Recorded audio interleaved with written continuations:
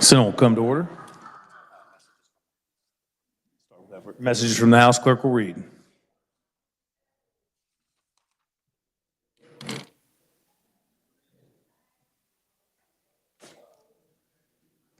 The House adopts Conference Committee Report on House Bill 2014. The House adopts the Conference Committee Report on House Bill 2039. The House adopts the Conference Committee Report on House Bill 2336. The House adopts the Conference Committee Report on House Bill 2100. The House adopts the Conference Committee Report on Senate Substitute for House Bill 2302. The House adopts the Conference Committee Report on House Bill 2184. The House adopts the Conference Committee Report to agree to disagree on Senate Bill 26 and has appointed Representatives W. Carpenter, Humphreys, and Hoy as second conferees on the part of the House. On an agree to disagree, Chair recognizes Senator from Johnson, Senator Gossage. Thank you, Mr. President. I move the Senate adopt the Conference Committee Report on SB 26 to agree to disagree and request a new conference committee to be appointed. For the motion, all those in favor say aye. Opposed, no. As conferees on the part of the second conferees on part of the Senate, Chair appoints Senator from Johnson, Senator Gossage, Senator from Sedgwick, Senator Erickson, Senator from Wyandotte, Senator Petty. On a motion to concur, Chair recognizes Senator from Johnson, Senator Warren on SB 75.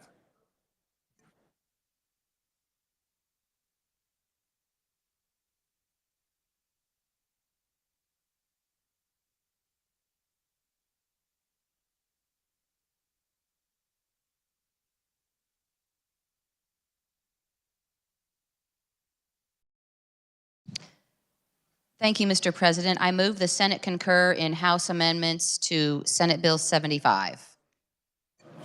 Please explain. And the body will remember that we have seen Senate Bill 75 before. It would amend law governing the rate of legal interest for civil tort actions where prejudgment interest is awarded. It passed the Senate the first time 38-0. The House made a small and agreeable, favorable amendment to add that it would apply to all civil tort actions filed on or after July 1st, 2023. We didn't have a date in our Senate positions. So with that, I'd stand for questions. Questions for the Senator from Johnson? Seeing none, we will hold for final action. Senator from Johnson, Senator Warren on Senate Bill 243.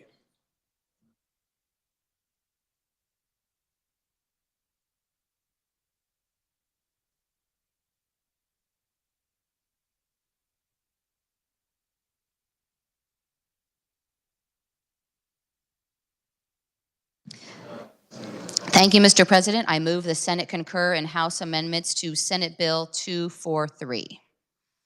Senate Bill 243 would create law concerning requirements and procedures for a person having legal custody of a minor to enter into a settlement agreement without court approval on behalf of the minor when the settlement is less than a net amount of $25,000. If you'll remember when we heard this bill, it would provide efficiency for the minor and would avoid expenses and delay of having to file a court case.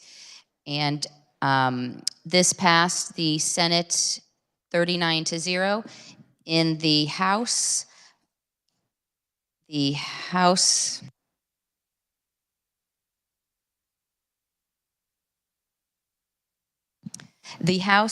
simply adopted an amendment to increase maximum dollar amounts in 3 sections of law related to monies paid to minors.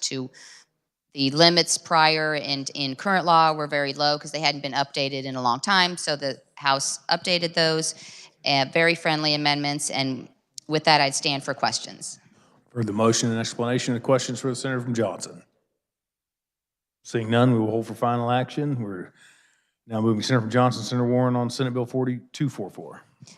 Thank you, Mr. President. I move the Senate concur in House amendments to Senate Bill 244. Senate Bill 244 is brought to us after a lot of work from corporate lawyers and professors of law regarding corporations to update the Kansas Corporations Code to follow and mirror the Delaware laws on corporations. Delaware, for many, probably decades, maybe over a century, has been the gold standard of corporate law. So we appreciate the update of Kansas corporate law in that regard. There were even some efficiencies that were added by the Secretary of State that were very friendly. And with that, I'd stand for questions. For the motion and the explanation, are there questions for the Senator from Johnson?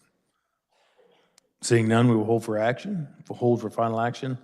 We now move to conference committee reports. Chair recognizes the Senator from Sherman, Senator Billinger, on House Bill 2019.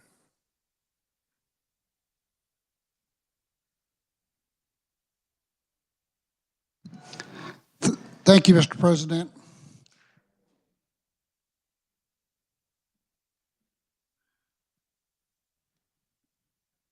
This is a OITS bill, and it has some reporting requirements in it, and it will require entities that are connected to the state internet to report cyber attacks to OTIS. There was an amendment put into the language that clarifies the process between the government and outside companies, which was agreed to by all parties. The bill further puts some teeth into the JCIT and gives the legislature more control over the computer system before they go out for an RFP. It also changes what upgrades would be looked at by the JCIT. And with that, I would stand for questions. Can you make your motion real quick? The motion to adopt the conference committee report. I make a motion to adopt the conference committee report. For the motion and explanation of the question, Senator from Sedgwick, Senator Peterson. Thank you, Mr. President. This is a very important bill. It's been worked on by the Department of Administration, CDOs, the legislative CDOs, and JCIT for 3 years, and it came back to us from Ways and Means, an even better bill. Please support it. For the questions, comments. Seeing none, we will hold for final action. Chair recognizes Senator from Johnson, Senator Gossage, on House Bill 2024.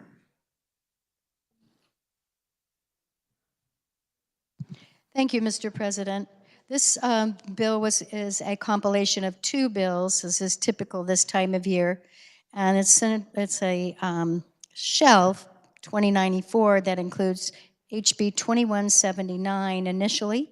2179 was brought to us by Representative Ballard and DCF. DCF requested that and explained in their testimony that they are out of compliance with federal law pertaining to their most recent changes of the Federal Child Care Development Fund.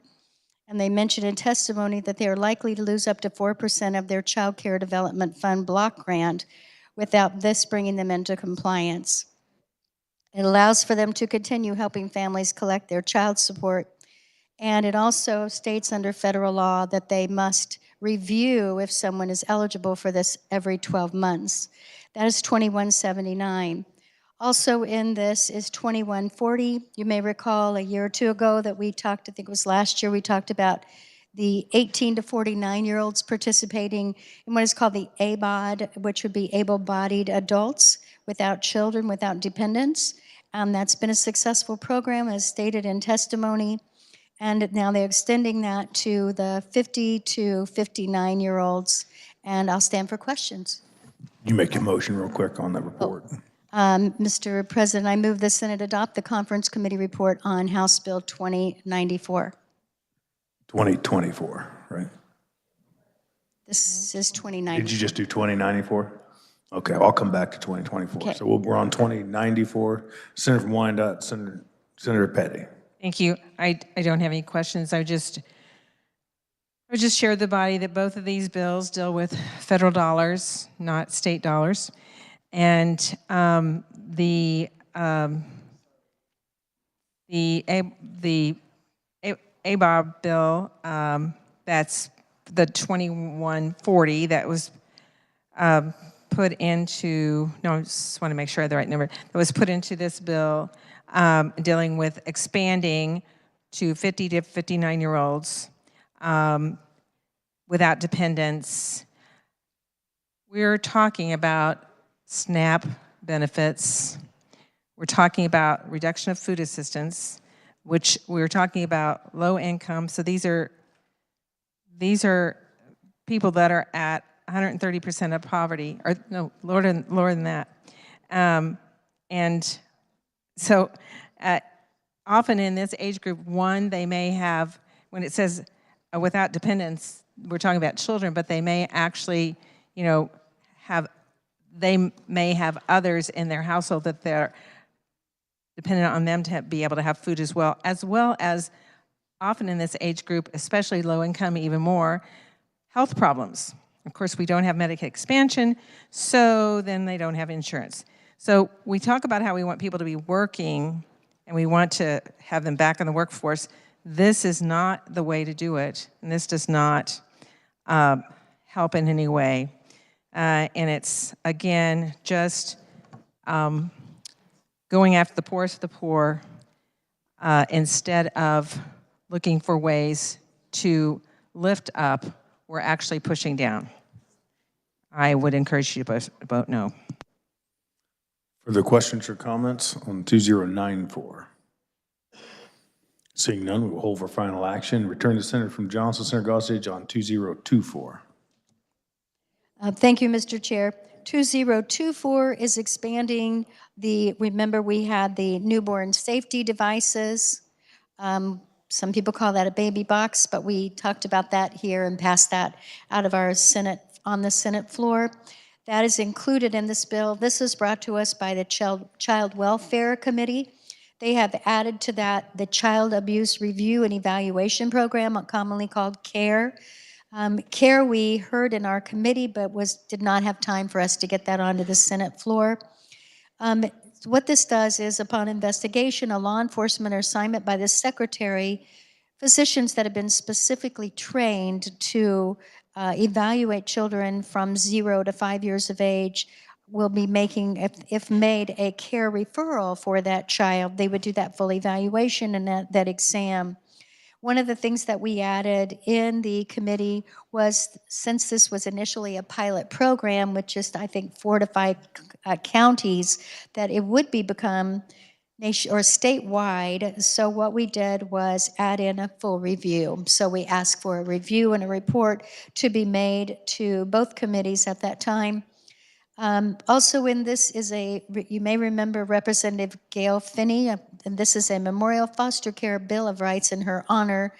And this portion is to take all of the statutes that involve children who have been foster child, adopted, foster parents. There's also a term kinship involved, and all of that is put into this bill for kinship caregivers. And it's named after her so that there is one place to go in statute to know your Bill of Rights if you are a foster child or a foster parent. And I will stand for questions, Mr. Chair. Did you make the motion on 2024? I did not. I'm sorry. I move the Senate adopt the Conference Committee report on House Bill 2024. You've heard the motion and the explanation. Are there questions or comments? Senator from Sedgwick, Senator Fasquedo. Thank you, Mr. President. So I rise in support of this measure in 2094 on behalf of my dear friend, our colleague, Representative Gail Finney. She worked really hard on this issue, and this was a measure that we heard in the Joint Committee on Child Welfare. This senator from Miami was chairing the committee, and Senator Molly Baumgartner, and we had talked about it, and she asked that if I wanted to make that recommendation at the end of our joint committee, and so proud to stand in support of this. This was also Mr. President, one of the 58, I believe, recommendations from Sedgwick County commissioners. The county manager came up and presented before the committee, and this was one of the recommendations that they made. So I rise in support of this piece. And if the gentlelady could share just one of the main pieces in that bill honoring Representative Gelfini. Appreciate it. Thank you. Further We'd be question? happy to do that, and I will say that again, it's regarding, she worked very hard on foster care, and this year I have the honor of chairing the Joint Committee on Child Welfare, on which Senator Vascato also sits, as well as Senator Baumgardner, and the co-chair of that was Representative Concanon. So this is definitely a joint effort from all of us to honor her by having this Bill of Rights for foster children and foster parents. Further questions for the senator from Johnson?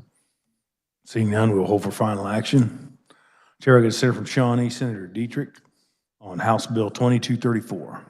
Thank you, Mr. President. So House Bill 2234 was the Senate's Bill 91. It passed the Senate 28-7, and that was the bill that we called the Film Tax Credit Bill. It was enacting the Kansas Film and Digital Media Production Development Act. We just removed the contents of 2234 in conference committee, and we inserted Senate Bill 91. So if you recall, all the components that we had in Senate Bill 91 are in House Bill 2234. The House accepted our position in every area, except we removed the transferability of all of the income tax credits. So it's a much stronger bill now. And if you remember, this act would create an opportunity for eligible projects in Kansas, new films, videos, digital projects that would be produced in Kansas, intended for some multi-market commercial distribution, and the folks that would apply for these credits and be the producers of these films would have to spend at least $50,000 in Kansas. So it has every single component that we passed out of the Senate. When we passed this in March, I think at that point, I will just say, Mr. President, I move the Senate adopt the conference committee report on House Bill 2234, and I will stand for questions. You've heard the motion and the explanation. Questions for the senator from Shawnee? Seeing none, we'll hold for final action. Chair recognizes Senator from Sedgwick, Senator Erickson, on House Bill 2292. Thank you, Mr. President. I move the Senate adopt the conference committee report for House Bill 2292. Please explain. House Bill 2292 is the Apprenticeship Act that we heard a couple of weeks ago. It passed across this floor 30-7 in the House 115-7. This includes the apprenticeship tax credit and the grant program that includes the para to teacher grant program. The changes we made in conference on that were we made sure that the money went for tuition fees and books for paras. Originally, that could go to a lot of other expenses. We want to focus on getting those paras to teachers and in the classroom as soon as possible. We also put the funding under the Office of Apprenticeship and Internship rather than to the individual school districts. And then we added in House Bill 2414, which is the Engineering Grant Scholarship Program. What that does is, you may recall, we have an engineering program to incentivize engineers to be educated and stay in the state of Kansas. That did not include private and independent colleges. What this does, it's a dollar-to-dollar match with the state and these institutions. And it includes our public institutions and our private and independent institutions to recruit and retain engineers here in the state of Kansas. The fiscal note for 2024 is $1.5 million, and there's a cap going forward of up to $5 million. And with that, I will stand for questions. You've heard the motion and the explanation. Questions for the senator from Sedgwick? Seeing none, we'll hold for final action. Chair recognizes Senator from Johnson, Senator Warren, on House Bill 2350. Excuse me, was that Senator from Miami? Did you have it on the prior one? I did not, but I do need the Education Committee to go to the rail to sign and agree to disagree. Everybody hear Thank you, the Mr. announcement? President. We'll return to the senator from Johnson, Senator Warren, on 2350. Thank you, Mr. President. I move the Senate adopt the conference committee report on House Bill 2350. 2350, if you'll remember, is the bill that would create the crimes of human smuggling and aggravated human smuggling, provide for criminal penalties, and make these provisions part of the Kansas Criminal Code. We did hear this bill before, and it came to us from the House. It was introduced over there by two representatives, Representative Barth and Representative Schmoe. If you'll remember, we're having a lot of human trafficking and human smuggling coming up through I-35, and this would give our law enforcement great tools to be able to address the smuggling part of it, which we don't currently have. So it came over to us from the House. In the Senate Judiciary Committee, we did adopt an amendment brought to us by the Attorney General regarding alien and U.S. citizenship. And in conference committee, we had agreed, and the House was ready to run it. And right before they did, they realized there were some unintended consequences to the amendments that the Senate Judiciary Committee had made, and so was sent back to conference committee and to advance the bill and to create the crime of human smuggling and aggravated human smuggling. After talking to the representatives who introduced it and talking to other stakeholders, we adopted the original House position and had to take out the Attorney General amendment. And so with that, then I will stand for questions.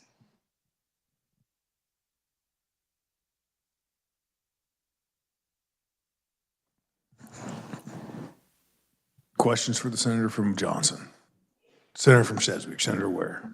Thank you, Mr. President. Not a question, but a comment. I was the one out of the Senate who voted against this before, because what happens to the folks who have been smuggled and made a victim, they are then turned over to ICE and made a victim again. And I hope that everybody understands that and perhaps has had some glimpses as to what the experience is for folks who are dealing with ICE. For that reason, I can't support this one. It sounds like a great idea, but till we get to that part. Thank you. Further questions or comment? Senator from Johnson. Thank you, Mr. President. And the bill as it came out of the Senate and went over to the House did address alien and U.S. citizen status. And out of conference committee, when the House was ready to run it, that issue was deemed to be a problem, and it was sent back to conference committee. So no longer is it in the bill that we're looking at alien status, or you'll see it's, just a minute.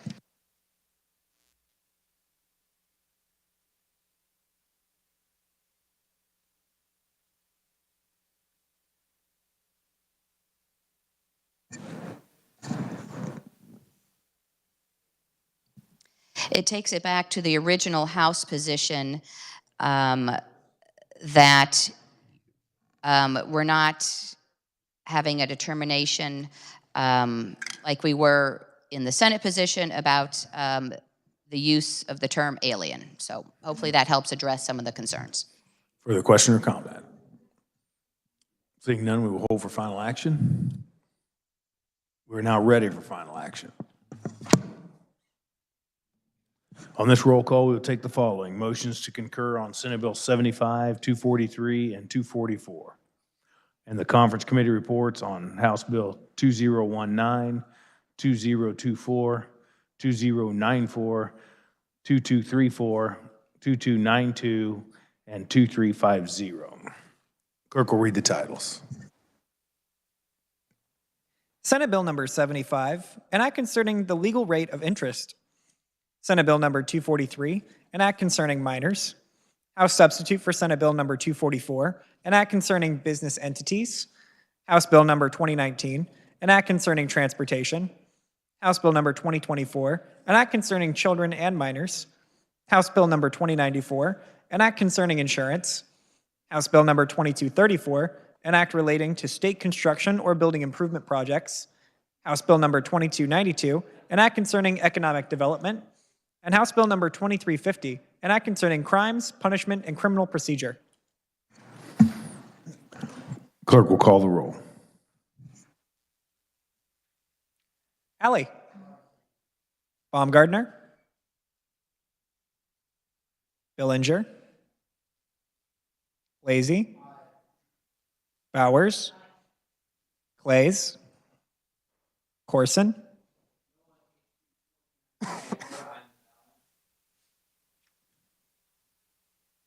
Dietrich. Dahl. Erickson. Fag. Fauscudo.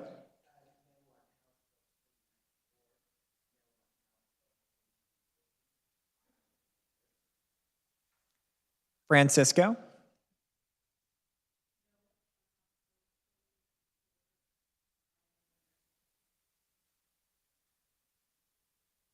Gossage.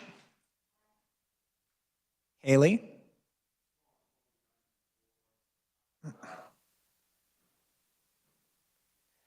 Holland.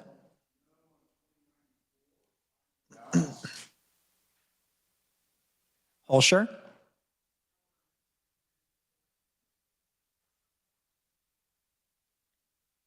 Kirshen. Cluse. Longbine. Masterson. McGinn. Olson.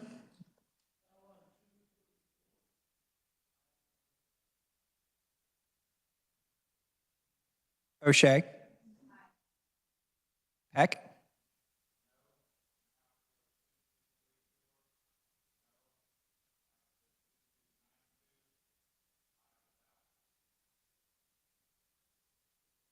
Peterson. Petty.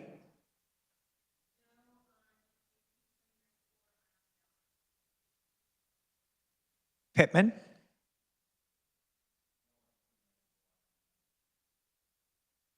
Pyle.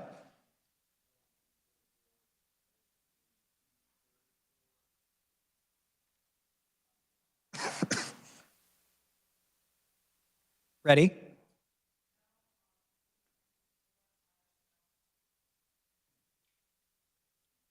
Reichman. Schallenberger. Steffen.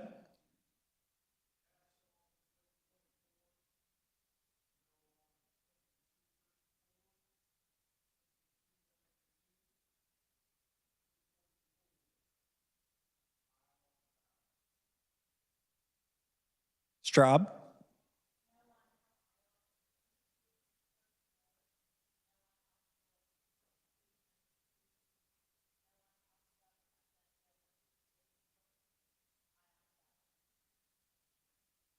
Sykes.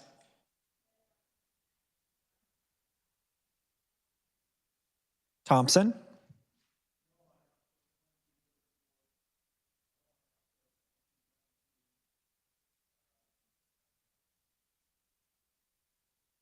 Tyson.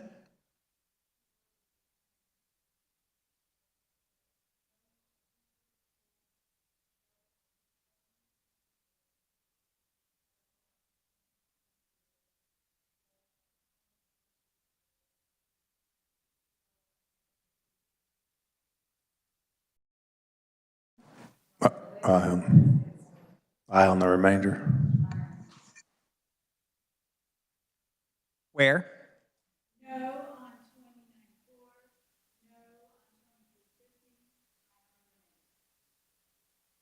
Warren.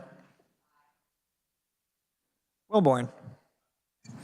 Has every senator had an opportunity to vote? Senator from Sedgwick, Senator Erickson. Thank you, Mr. President. I vote aye.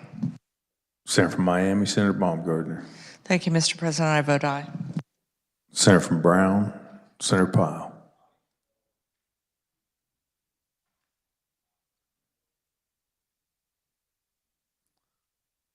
Senator from Douglas, Senator Holland.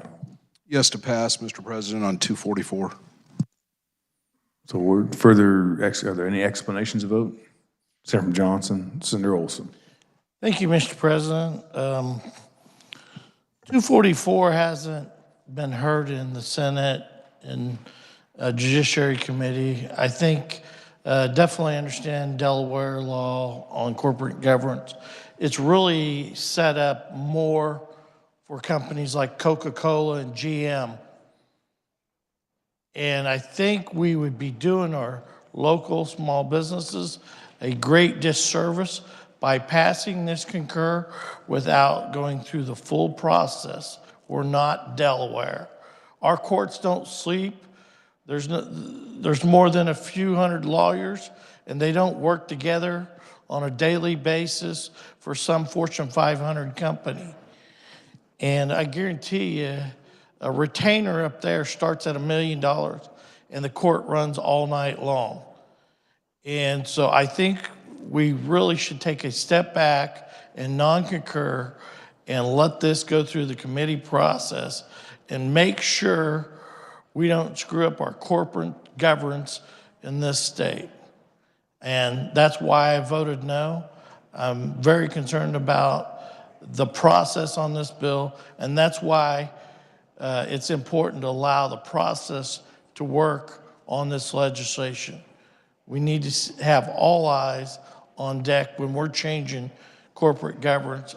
Definitely want to make it easier for our businesses, but I don't want to open doors that are going to cause them to be sued or gypped out of their business. Would you like your remarks spread on the journal? No, but them are my concerns. Senator from Douglas, Senator Francisco. Thank you, Mr. President. Aye to pass on House sub for Senate Bill 244. So ordered. Senator from Sedgwick, Senator Blasey. Thank you, Mr. President. What's the preliminary count on 244? Appears to be 31 in favor, 5 opposed. Please change my vote to no. Thank you. For the changes, Senator from Leavenworth, Senator Pittman. I'd like to change my vote from yay to no on 244. So ordered. For the changes, Senator from Johnson, Senator Thompson. Thank you, Mr. President. Also like to change my vote from a aye to a no on 244. So ordered. For the changes or explanations? Seeing none, clerk will close the roll, tally the vote.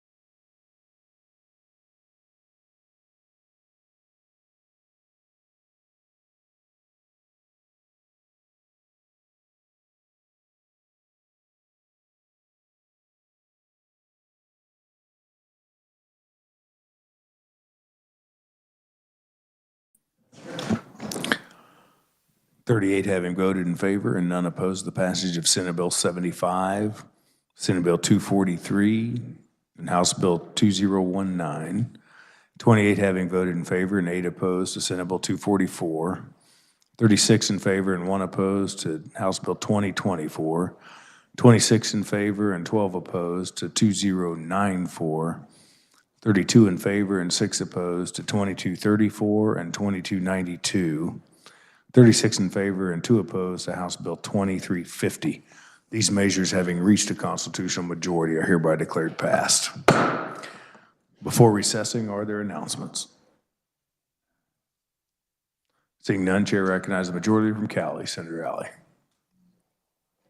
Thank you, Mr. President. The Republicans will caucus upon recess in 5:48, and I yield to the senator from Douglas, Senator Francisco. Senator from Douglas, Senator Francisco. Thank you, Mr. President. The Senate Democrats will caucus upon recess in room 287 North. I yield back to the senator from Cali. Senator from Cali. Thank you, Mr. President. I move the Senate recess to the sound of the gavel. You've heard the motion. All those in favor say aye. Opposed, no. Senate's in recess.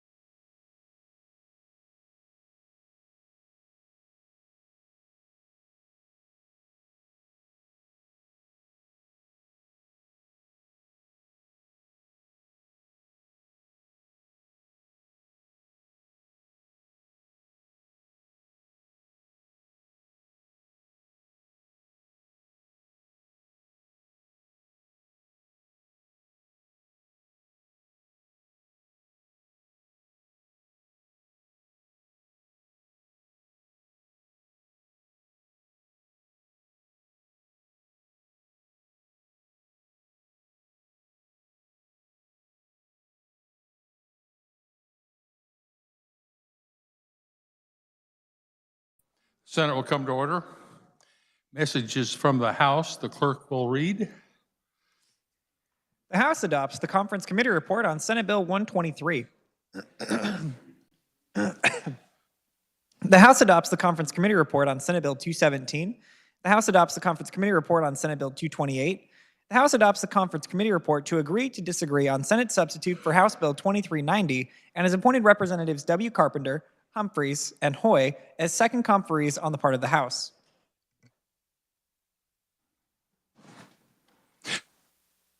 Motions to concur. The chair recognizes Senator from Johnson, Senator Thompson on Senate Bill 209. Thank you, Mr. Vice President. I move the Senate concur in House amendments to Senate Bill 209 and would be happy to explain.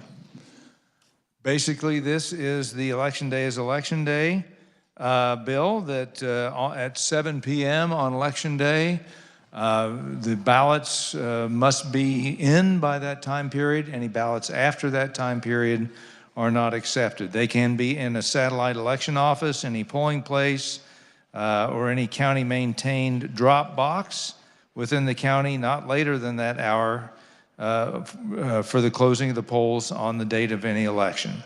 And with that, I will stand for questions. Are there any? The chair recognizes Senator from Lynn, Senator Tyson. Thank you, Mr. Vice President. Since the carrier of the report is standing for questions, what happened to the Dropbox language? Chair, Senator Thompson. That was separated out and is coming in a separate bill, which will be Senate Bill 14. I believe it's still in the House. Thank you, Mr. Vice President and Mr. Chairman. Is there any other questions? Chair recognizes Senator from Sedgwick, Senator Faust-Cadeau. Thank you, Mr. Vice President. I still prefer the 3 additional grace period days, but I wanted to ask the senator, could he share the other locations? A person could, as long as the ballot was in somebody's hands, it would still be counted, because as we know, at election locations, the captain, the poll workers, they have to get those ballots together and take them to the election office. So if somebody walked up there right at 7 p.m., could they hand their ballot to that election poll worker and that vote still be counted, Mr. Vice President? Chair recognizes Senator from Johnson, Senator Thompson. Thank you, Mr. Vice President. Yes, it could be. So it could be at the any one of the election polling places, any of the drop boxes, the election office. They hand them in. If it's 7 p.m. or prior, it is good. I would imagine if you're in line at 7 p.m., they're still going to accept it. But the cutoff is right at that 7 p.m. If you're not in line by that time period, I would imagine that's it. Are there other questions? Chair recognizes Senator from Johnson, Senator Warren. Thank you, Mr. Vice President. Does this bill return us to the law as it was prior to 2017? Senator Thompson. I believe it does, essentially. Yes. Thank you. Appreciate that. Are there other questions? Seeing none, we'll hold for final action. Chair recognizes the Senator from Miami, Senator Baumgartner, on Senate Bill 123. We will pass over 123 and come back to it. We now look to Senator from Johnson, Senator Warren, on Senate Bill 217. Thank you, Mr. Vice President. I move the Senate adopt the Conference Committee Report on Senate Bill 217. 217 is another bill where we are working to help protect some of our vulnerable, and it would amend the law regarding the use of electronic tracking systems to target a person's location, movement, or travel patterns and the timeframes of protective orders. So if you'll remember, 217 has passed this chamber before, 40-0, and it would include in the definition of course of conduct that would violate a protective order if you use an electronic device to track someone's movement. You might drop it in their purse or put it in their car or otherwise have it with them. They wouldn't know it, and you'd be able to track them when you are not supposed to. It would be a violation of a protective order or protection from abuse Act order. And with that, we also need to update those kinds of protective orders that not only are in our Kansas Criminal Code, but also in our Kansas Family Law Code, in our Kansas Parentage Act, and our revised Kansas Code for Care of Children. And the House, when our Senate bill got to the House, they amended it to add in House Bill 2029. 2029 addresses the timeframes for protective orders. And the bill, 2029, as it's put into 217, would amend law governing the timeframes for initial protective orders and related extension periods in the Protection from Abuse Act and the Protection from Stalking, Sexual Assault, or Human Trafficking Act. And we backed off from the House position in conference committee. Conference committee felt that the extensions by the House from an extension of 5 years was too much, because with that 5 years, you wouldn't have any opportunity for due process if you were a defendant subject to that to determine, is the protective order still needed? So as a result of conference committee, the House agreed to the Senate position to change, first of all, the time length of the initial orders from 1 to 5 years and back it off 1 to 2 years. Again, with the opportunity, you can always get it extended, and the extensions from 1 to 3 years, from 1 to 2 years. So with that, Mr. Vice President, I'd stand for questions. Are there any questions? Seeing none, we will hold for final action.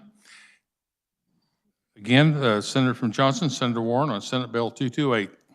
Thank you, Mr. Vice President. I move the Senate adopt the conference committee report on Senate Bill 228. And Senate Bill 228, you'll remember, is the modernization of our county jails. Some of these statutes have not been updated for a century, and our law enforcement community brought that to us. In the Senate, 228 passed this body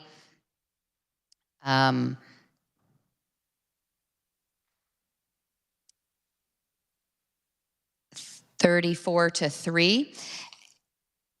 And when it did so, the Senate Judiciary Committee had put in a definition of sex, as it's not currently defined in Kansas law. And when it got over to the House took out that definition and reverted back to current law with no definition. And in conference committee, we had the House come over to the Senate position of using the definition of sex as found in Senate Bill 180. And the body will remember Senate Bill 180 and its definition of sex has passed both chambers, both the House and the Senate. And the committee felt that was a good idea to put into place some state policy to who's going to be housed in jail cells with who else. So with that, Mr. Vice President, I'd stand for questions.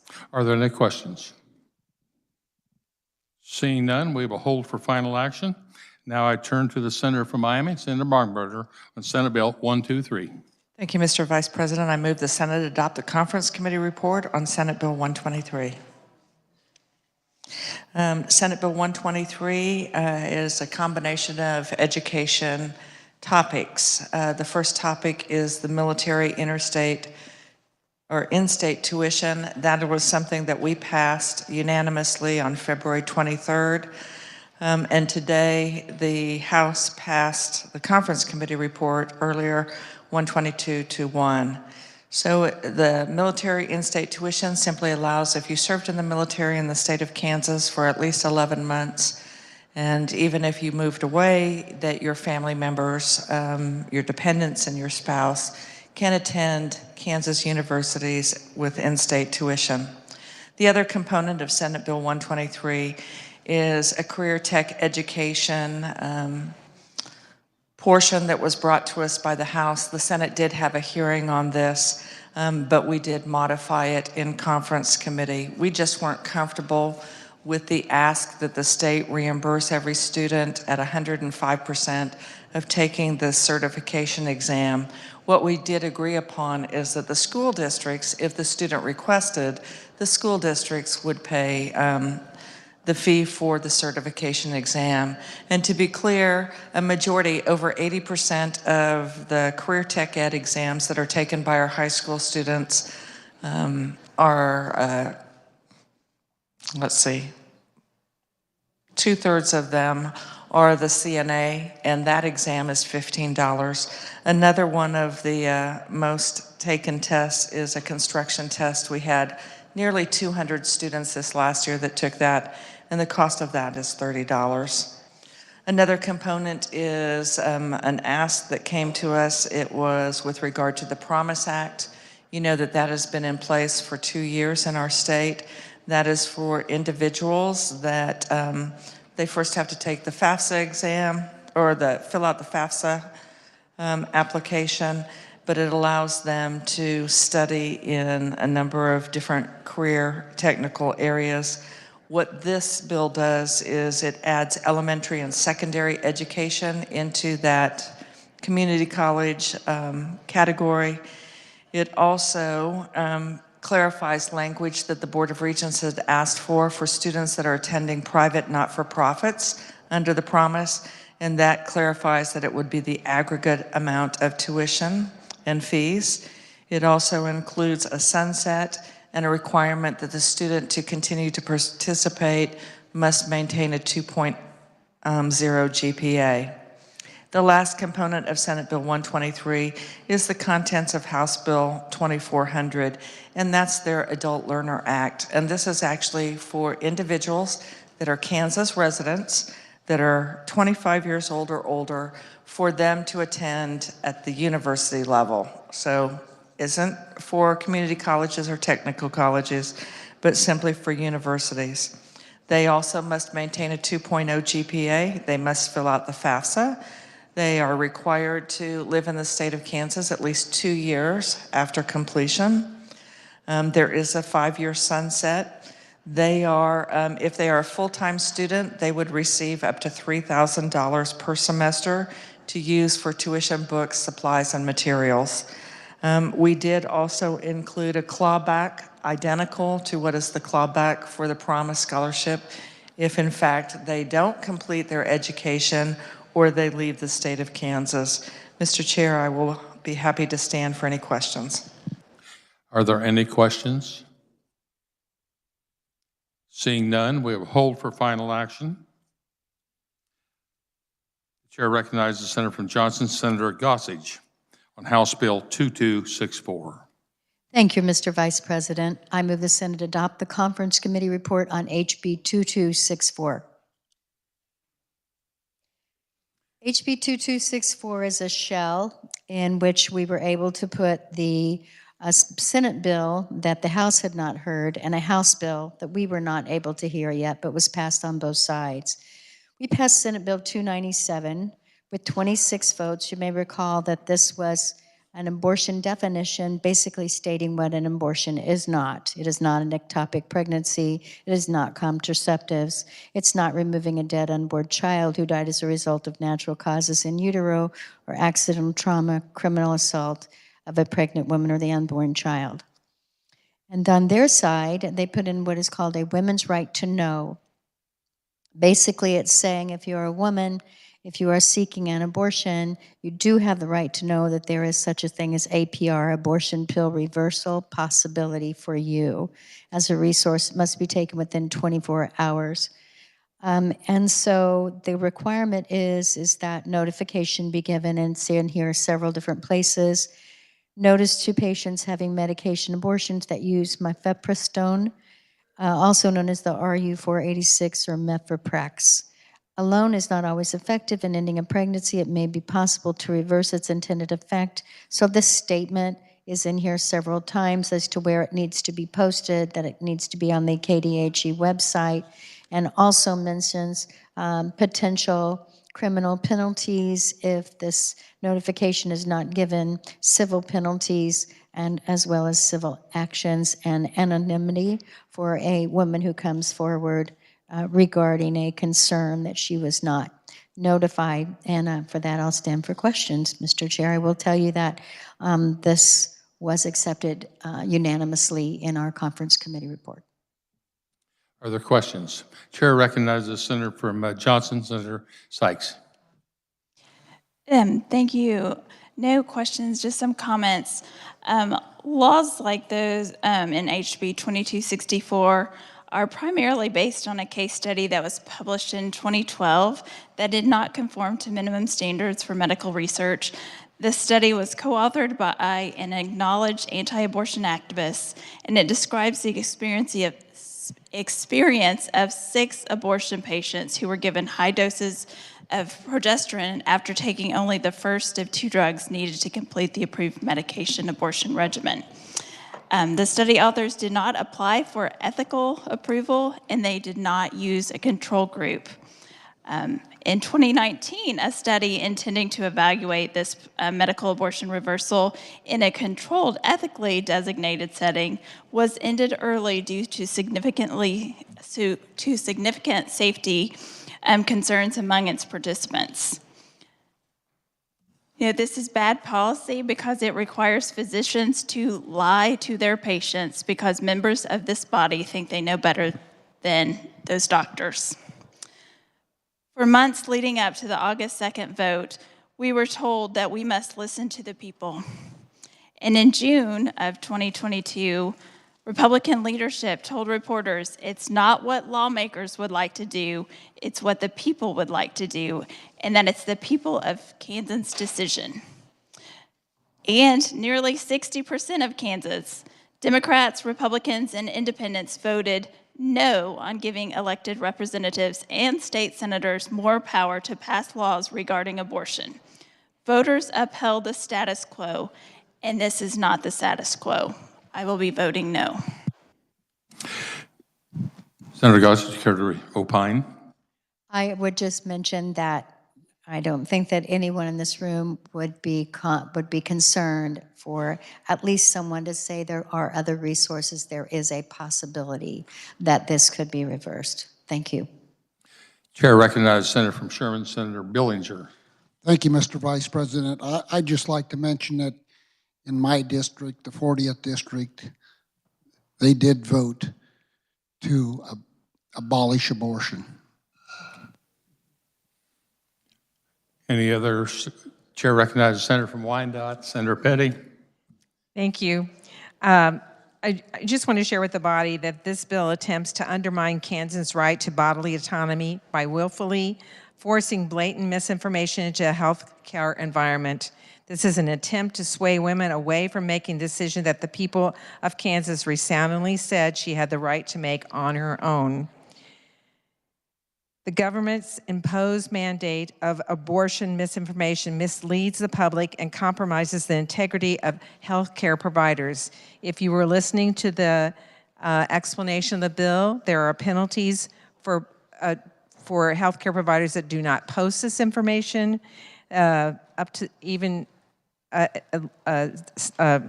could be taken to court. And so it then requires medical practitioners to provide counseling on something that is at best experimental, and it goes against the best tenets of a healthcare provider at first of doing no harm.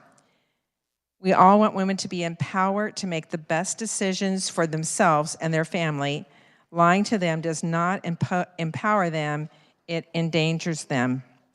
Nearly 60% of Kansans, throughout the state of Kansas last August, Democrats, Republicans, and independents voted no on giving elected state representatives and state senators more power to pass laws regarding abortions.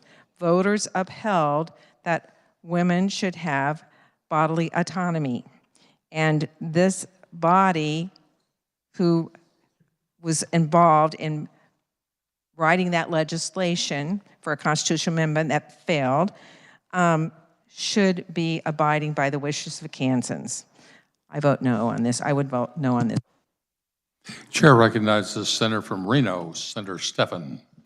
Thank you very much. I would encourage and invite everybody to go to the website of the National Institute of Health called PubMed and find the study called A Case Series of Detailing the Successful Reversal of the Effects of mifepristone using progesterone.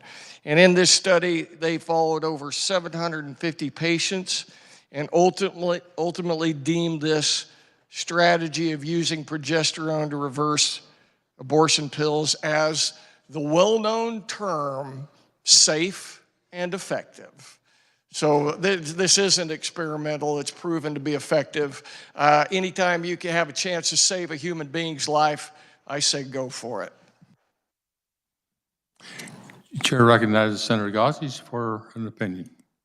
I would just add that we've heard many times on this floor in this past session that Kansans voted. Unfortunately, I can't speak for everybody's area, but in my area, we consistently heard in advertising, Mr. Vice President, that if you had an ectopic pregnancy or tubal pregnancy, you could go to prison. I also heard things like that this is what we consider an abortion. I wish that we had truth, and I'm just thankful that this definition clears that up of what an abortion is and what an abortion is not. And with that, I will close. We will hold for final action. We are now ready for final action. On this roll call, we will take the following. Motion to concur on Senate Bill 209, the Conference Committee reports on Senate Bill 123, Senate Bill 217, Senate Bill 228, and House Bill 2264. The clerk will read the titles. Senate Bill number 123, an act concerning post-secondary education. Senate Bill number 209, an act concerning elections. Senate Bill number 217, an act concerning violations of personal rights. Senate Bill number 228, an act concerning counties. And House Bill number 2264, an act concerning health and health care. The clerk will call the roll. Alley. Baumgardner. Billinger. Blasey. Bowers. Clays. Corson.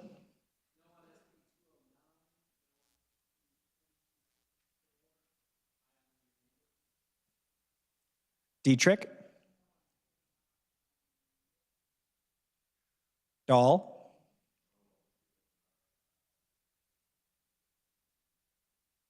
Erickson.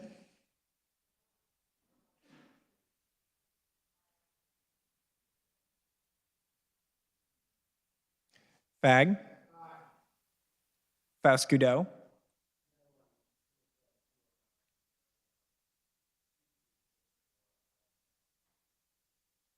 Francisco.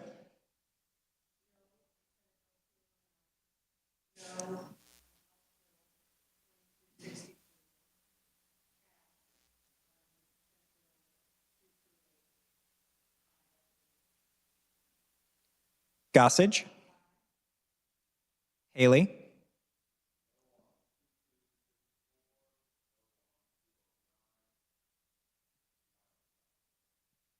Holland.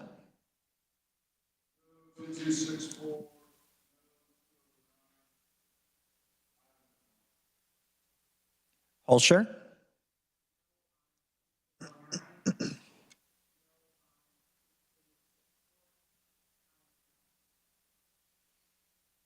Kirshen. Cluse. Longbine. Masterson. McGinn.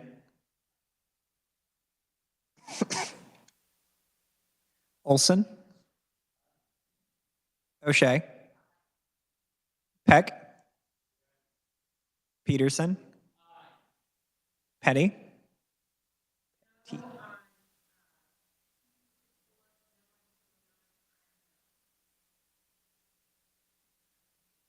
Pittman.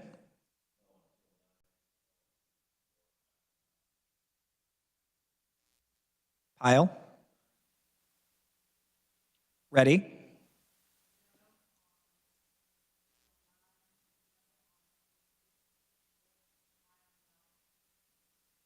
Reichman?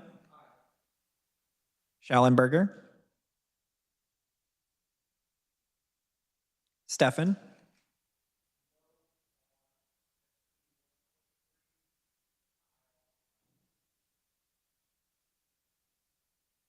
Straub? Sykes?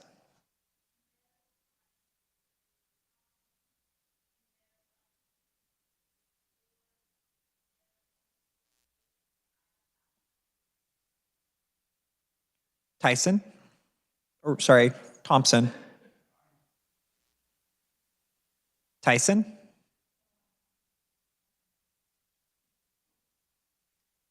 Where?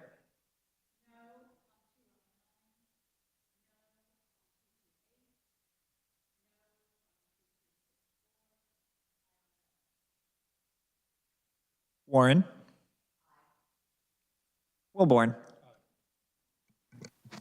Has every senator had an opportunity to vote?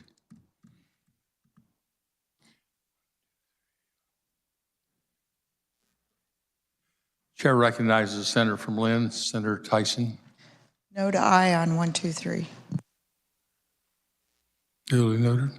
Chair recognizes the senator from Johnson, Senator Holzer. Aye to no on 228, please.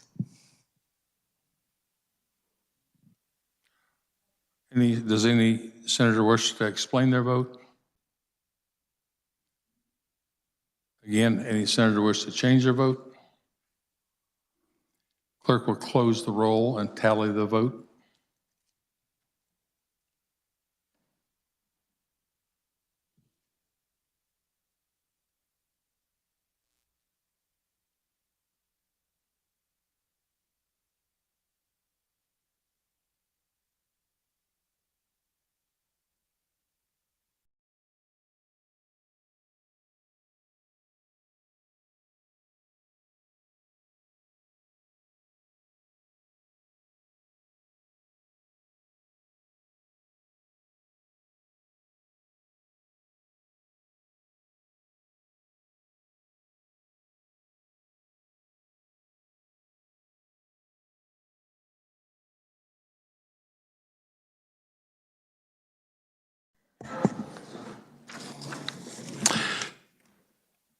Have 35 have been voting for and 2 against Senate Bill 123. 23 having voted in favor, 14 against Senate Bill 209. 37 having voted in favor and 0 against Senate Bill 217. 33 in favor and 3 against Senate Bill 228. And 26 in favor and 11 against House Bill 2264. These measures, having received the required constitutional majority, are hereby declared passed. Before recessing, are there announcements? Seeing none, the chair recognizes the majority leader from Cali, Senator Alley.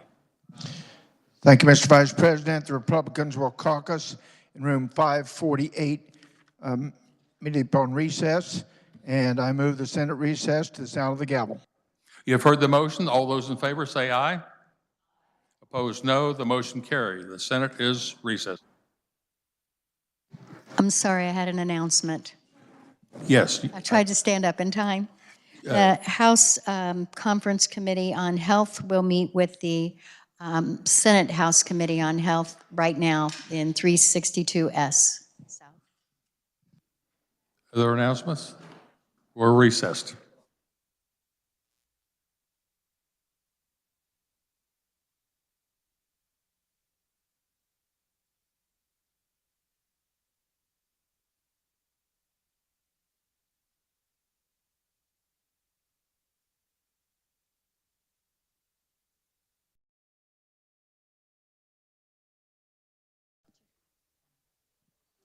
My mistake. We are meeting with House Fed and State and our Health Committee from the Senate for Conference Committee.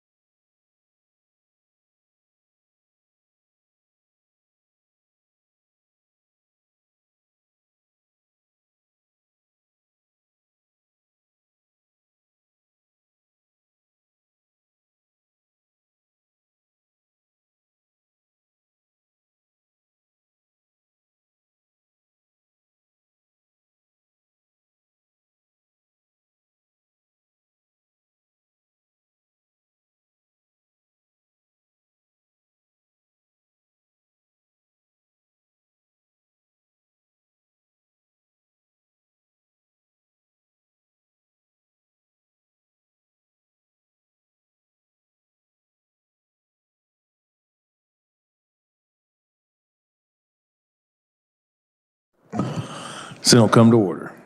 Messages from the House, clerk will read. The House adopts the Conference Committee Report on House Substitute for Senate Bill 83. The House adopts the Conference Committee Report for House Substitute for Senate Bill 169.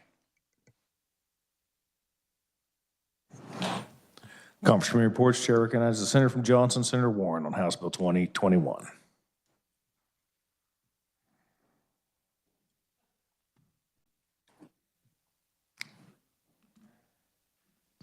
Thank you, Mr. President. I move the Senate adopt the Conference Committee report on House Bill 2021. House Bill 2021, you might recall, concerns children and relates to risk and needs assessment for certain children in need of care. And the House had a bill that was brought to the Senate. We kind of in our amendments in Senate Judiciary Committee, we put it down to kind of its bare bones and required coordination for kids in the judiciary system, in the Department of Corrections, and in Department of Children and Families, that those three entities coordinate with each other to provide the best services we could for juveniles. So in conference committee, as we do our work, each side negotiated and we came to a great set of solutions for these juveniles. Not perfect by any stretch of the imagination, but some really good policy in place to help these kids get some services. One of the things that we did was what we required the Secretary of DCF shall put together a risk assessment by October 1st, 2023, and 3 months later provide that report to the Joint Committee on Corrections and Juvenile Justice Oversight. So the legislature, within 3 months of it being used, will have some information on how it's working and what we can do. The bill, as it came out of conference committee, would also require that the Secretary of Corrections shall ensure that when a juvenile is placed in detention, within 72 hours, that juvenile shall be assessed for risk and needs assessment. Right now, there's no requirement in law that that happen. We also kept, it was a really important Senate position to keep the length of detention to 45 days in current law. The House wanted to extend it to 90 days, and we were firm on our position in the Senate that it remained 45 days. The committee also put some guardrails on. If you are a juvenile found to be violating your probation, before the judge could have you do a quick stay in detention, that the judge would have to make certain findings that your physical violence, your aggression, your use of weapons, use of life-threatening drugs was escalating. So put some guardrails in there for our kids and also get them the services that they need. We made sure to retain the Senate position that child welfare case management providers shall not be eligible to receive grants. We heard a lot of testimony in the Senate Judiciary that the grant funds weren't being effectively used or wouldn't even be used to their full extent. So real proud of the conference committee work on this. We got all 6 of us to sign the conference committee report, and it was a real bipartisan effort of both chambers. And with that, Mr. President, I'll stand for any questions. Question, Senator from Johnson, Senator Corson. Thank you, Mr. President. So sort of slightly different take for me. I want to talk about how different this bill is from the bill that was passed by this body 40-0.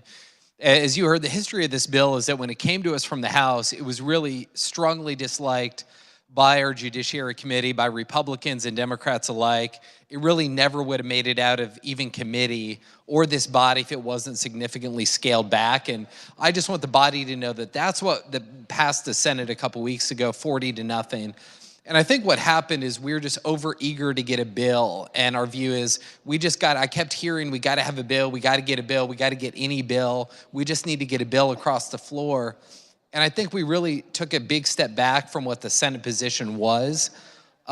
It's important for you to understand that what you have is in large part the bill that was sent over to us originally by the House that was so disliked by almost everybody on the Senate Judiciary Committee, would have never made it out of committee.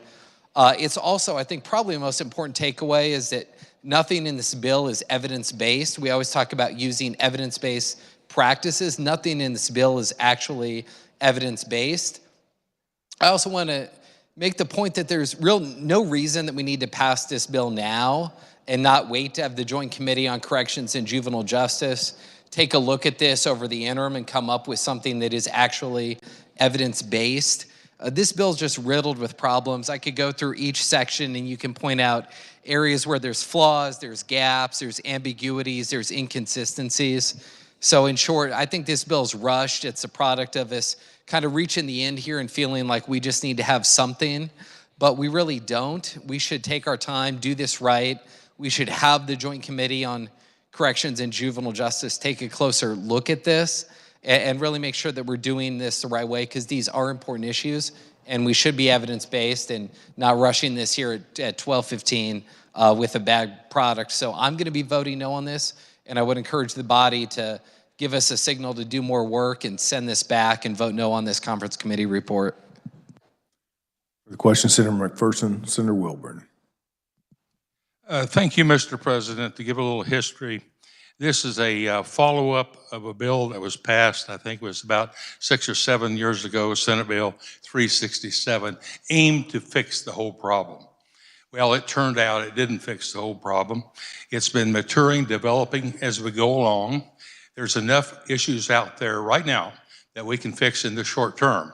No one disagrees with the fact that this isn't perfect. No one disagrees with the fact that we won't have to come back and do something. But now's an opportunity to make some fixes in the short term, to measure those fixes and move forward. I can tell you, I have chaired many a conference committee in my day, many of them. There was never more effort put into this on both sides, the House and the Senate. Even the minority folks signed off on this, agreeing that there were a lot of good parts in this bill. Again, no one said this is perfect, but you heard the chairman talk about what was put in this bill, what was stripped out. The senator from Johnson's right. The bill that we had was horrible, and we did the best we could in a tough negotiating environment to come up with a compromise for both sides. So I'm going to support this bill. Senator from Sedgwick, Senator Frasky-Doe. Thank you, Mr. President. I served on the Joint Committee on Child Welfare, and one of the issues that we discussed is in here and part of House Bill 2021 that I support a piece of this language. Have some concerns about the other language in the bill, but I have a question for the senator from Johnson. So regarding the Juvenile Crisis Intervention Center, that piece of it, I know that from an incident that occurred in Sedgwick County where a young man's mother had passed away and he was living with his grandmother, and then she died, and then he was moved from Hutchinson to Wichita and placed in a foster home, and he never got any help with grieving over the death of his mother and his grandmother. And good kid, but you know that's wow. I've lost family members, and I'm still grieving over them, and so I can certainly understand that. And so he then was put in a home with strangers, foster parents, and having some psychological, mental issues. And so the foster grandparent called one of the contractors with DCF and said he needed help, and they told him that they would get someone to call him back in a couple of hours. And within that time, the situation, the mental aspect of the young man got worse, and then the police were called. He was taken to the juvenile detention center, and that young man is deceased now. So in that Joint Committee on Child Welfare, part of that, I believe, this juvenile crisis intervention center piece added in was to take juveniles to a crisis center as opposed to the juvenile detention center. And if the gentlelady could share what would be that process now. I know we don't have a lot of detention or juvenile crisis intervention centers. So how would, just if she could walk me through, because I originally the juvenile crisis center, and then it goes on to say behavioral health crisis, and changing the phrase to mental health crisis. So is it all of those three? And so what would be, because we're putting a lot of the issue on DCF and they come back and give us a report. But Mr. President, so what would be that process if in fact another situation occurs like I just described? Would that police officer showing up at that foster care home, and how would they know that that young man who did not have any criminal background, had a great GPA, but his mother and grandmother died, and he's in a home with strangers, how would that police know that he had that problem?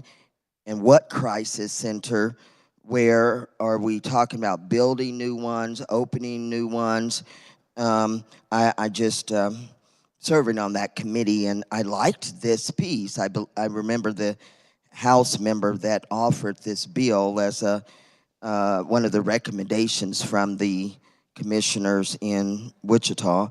So I'm here after midnight, so I'm gonna get the best of it, Mr. President. But if I know I've said a lot, but hopefully the gentlelady from Johnson can shed a little light. Thank you.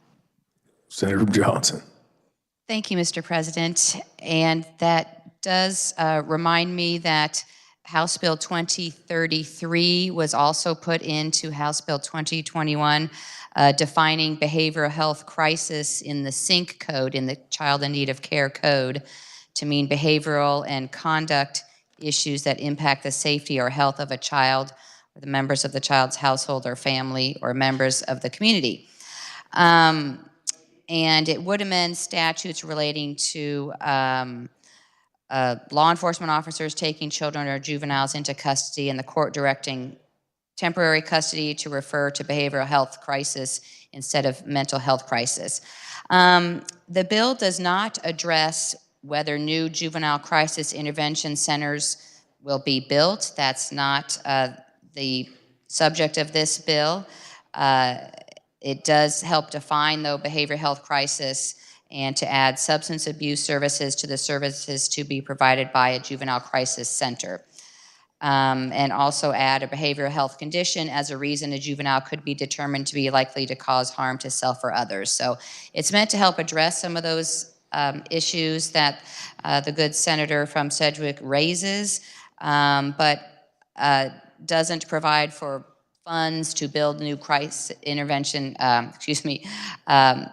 juvenile crisis intervention centers. Senator from Sedgwick. Thank you, Mr. President. I appreciate that response. I would hope, though, that those that work on this issue in the future, really put some measures in place to whereas those law enforcement showing up at a situation like I described, they have real direction on assessing the situation of that youth and then transporting them to the proper place to get those services that the gentlelady from Johnson spoke of what this law or measure is intended to do. Thank you, Mr. President. Senator from Johnson.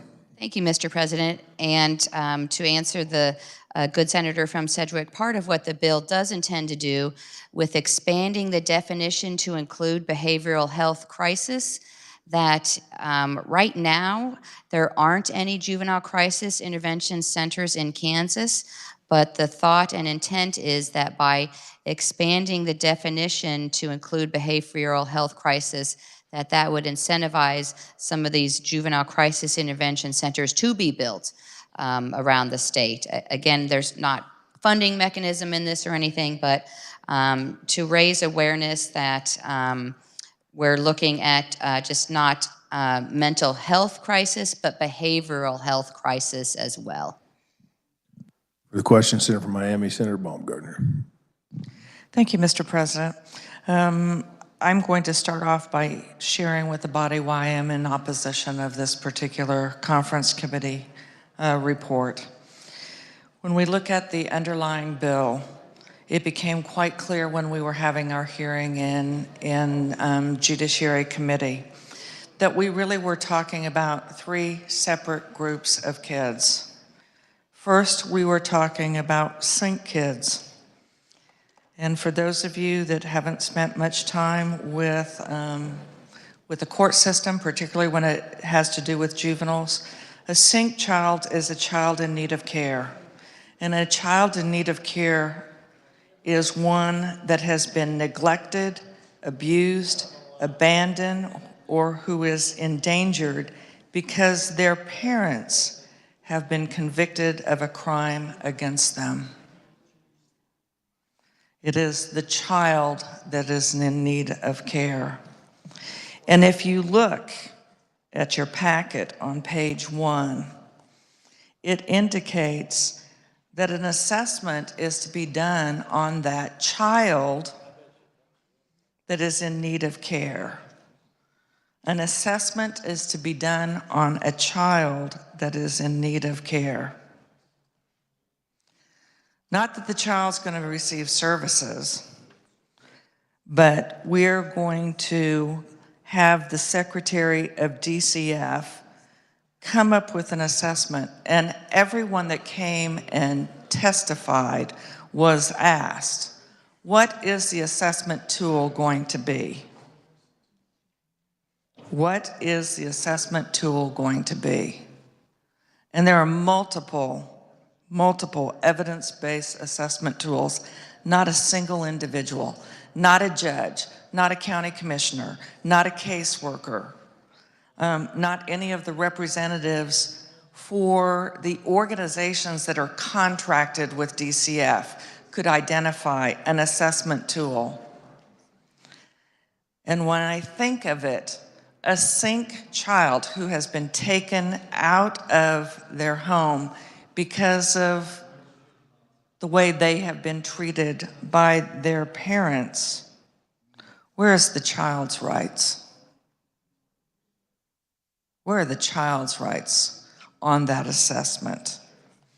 Because it's interesting, as best as I can tell, when we look on page 4 where it's conference committee action, it indicates about coordinating actions with respect to children exhibiting criminogenic behaviors, that there is a risk and needs assessment to be conducted on those exhibiting the behaviors, not that they've committed a crime. So these aren't juvenile offenders, they are SYNC kids. But then it indicates a provision prohibiting the results of a risk and needs assessment conducted on the child being used as evidence in any proceeding under the juvenile code. So why are we doing that assessment? Why is the timing that the secretary is to honor before October 1st to come up with that assessment, start using that assessment, but then not report to the Joint Corrections Committee until on or before January 1, and that will be after the time that that committee works during the interim. I look at the references for the quick dips, and that's on the top of page 3. So if a juvenile does commit a violations of a sentence, so now you are talking about a juvenile that is an offender. And if they have committed a violation, they are to participate in what we refer to as a quick dip. So the first violation of their detention would be a quick dip of 24 hours. No services received. No services received. That's not being mandated. It's just, we're going to have you sit in detention for 24 hours, and you're going to learn your lesson. And if you have another violation of your detention, we're going to put you in there for a second quick dip, but this time it's going to be for 2 days, for 48 hours. Again, no services, no mandate for services, just maybe if you sit there for 2 days, you're going to learn your lesson. If there's a third violation, you'll sit there for 15 days. Again, we're talking about juveniles. And let's look at that list on page 2. Escalating use of physical violence, aggression, weapons, damage to property, or life-threatening substances. It's not saying if you're involved in life-threatening substances, we're going to get you into a treatment center. No, we're going to put you in detention. We're going to have you sit there. If you're using a weapon, again, no criminal charges, but we're going to have you sit and think about it. What we do know from evidence, from research, is that for juveniles, the quick dip doesn't work. It doesn't teach them a lesson. After the first 24 hours, their behavior tends to be more aggressive. After 48 hours, they're angry, they show violence, they damage property, they get into fights. And so again, what's missing from this, interestingly enough, this agreement, is part of what was spoken to by most everyone that testified. We need to find a way for kids to receive services ahead of time. None of these provisions in here address that issue of getting services to kids before they are in the juvenile corrections loop, before they are identified through the court system as being juvenile offenders. Now, some of what was shared in caucus and some of what also came up in testimony was, well, what about the foster kids? We don't want juveniles that have aggressive behavior to be beating up on other innocent foster kids. Agreed. And we talk about this as a fix to legislation for juvenile corrections that was overhauled 6 years ago. The intention was never that these kids were going to be placed in foster homes. But foster homes has been the quick fix for our judiciary, so that everyone understands to be placed in a foster home starts with the judge, and to get out of a foster home ends with a judge.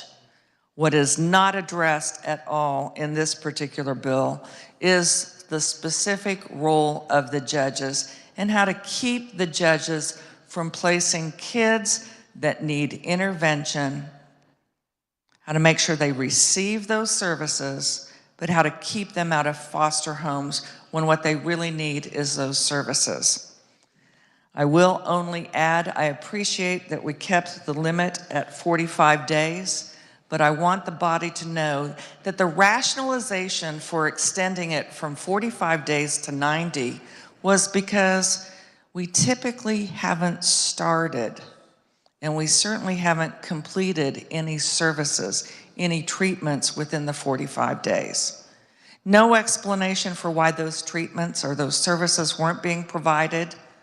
as soon as it was identified what they needed. But one of the things that I did ask, okay, let's make it 90 days. Will they have completed their services by then? And no one could give us that assurance. So while I do not begrudge the work of the conference committee, what we have before us is not a representation of the work of the Judiciary Committee, and it certainly does not represent the vote of this body that was unanimous when we passed it out. Thank you, Mr. President. Senator from Johnson. Senator from Reno. Senator Stephan. Thank you. We've talked about this a lot, and it does sound to me like some of the problems are finally starting to be heard. And it's all about these aggressive teenagers who end up in the foster system predating on these foster kids, these innocent, abused, neglected kids. And that's what we can't have. I've got to listen to all the opponents, the proponents. I got to talk personally with the judges and the different players. And I'm grateful for the steps that the good senators in charge of the committee have taken. Again, we said this isn't perfect, but it's a step. We know that bill from several years ago moved the needle, but it moved it too far. Let's adjust it and get back to it while we continue to identify the shortcomings of the system to ultimately fix those, to protect these foster children from being predated on by these older kids. I support this bill.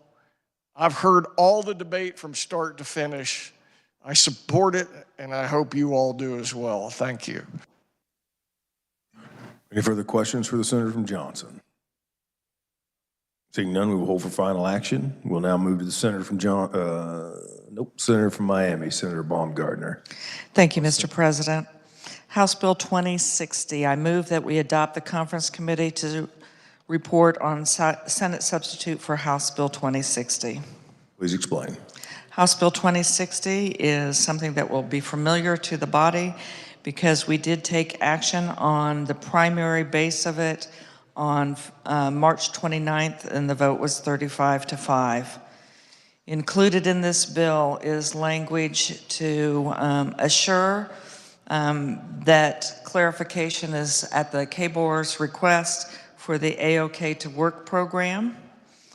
Also, it has language that was requested also by KBOR to add the high school equivalency, the HSE credential, because that is more commonly used than GED today. It also includes language where we took the words community college and moved it in the sentence so that the Department of Education could send one check rather than more than 18 or more than 800 checks to community colleges that were providing driver's ed. In conference committee, what we added to House Bill 2060 was the language from Senate Bill 98, and that includes the scholarships for our state medical student loan program, for our medical residency bridging program, and also to establish an OBGYN medical loan program. This includes not only those that are attending KU Medical Center, but those that would be attending our Doctor of Osteopathic School, the one that has already begun in Wichita and the one that will be starting soon at Benedictine. Mr. Chair, I will stand for questions. For the motion and explanation, are there questions from the Senator from Miami? Seeing none, we will hold for final action. We're now ready for final action. On this roll call, we'll take the following. The Conference Committee reports on House Bill 2021 and Senate sub for House Bill 2060. Clerk will read the titles. House Bill number 2021, an act concerning children and minors, and Senate substitute for House Bill number 2060, an act concerning education. Clerk will call the roll.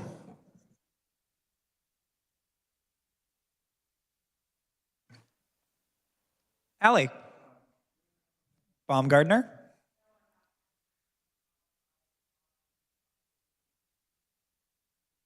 Billinger, Blasey, Bowers, Clays, Corson, Dietrich, Dahl, Erickson, Fag, Faust Goudot,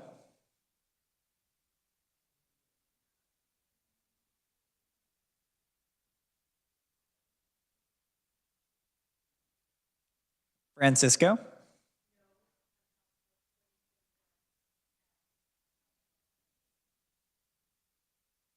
Gossage, Haley,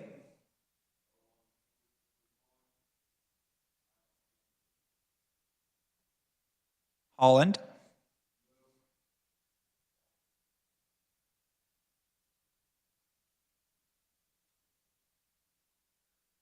Holscher,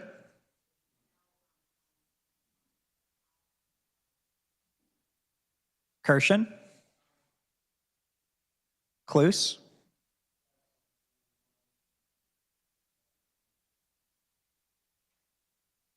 Longbine,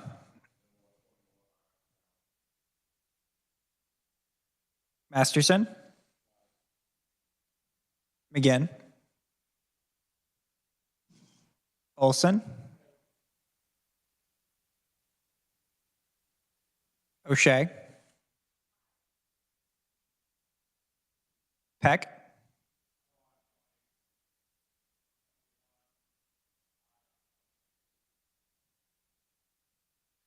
Peterson, Petty,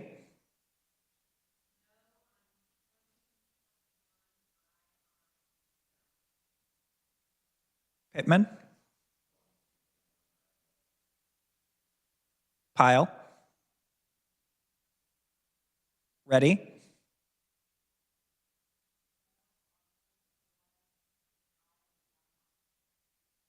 Reichman,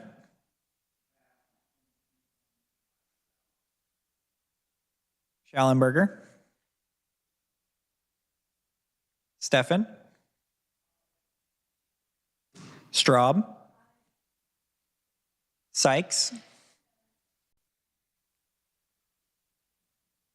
Thompson, Tyson,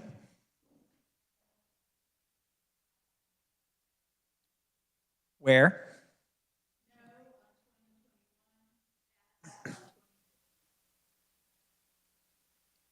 Warren, Wilborn. Has every senator had an opportunity to vote? Senator from Saline, Senator Clays. Aye. Any explanations of vote? Senator Johnson, Senator Warren. Thank you, Mr. President.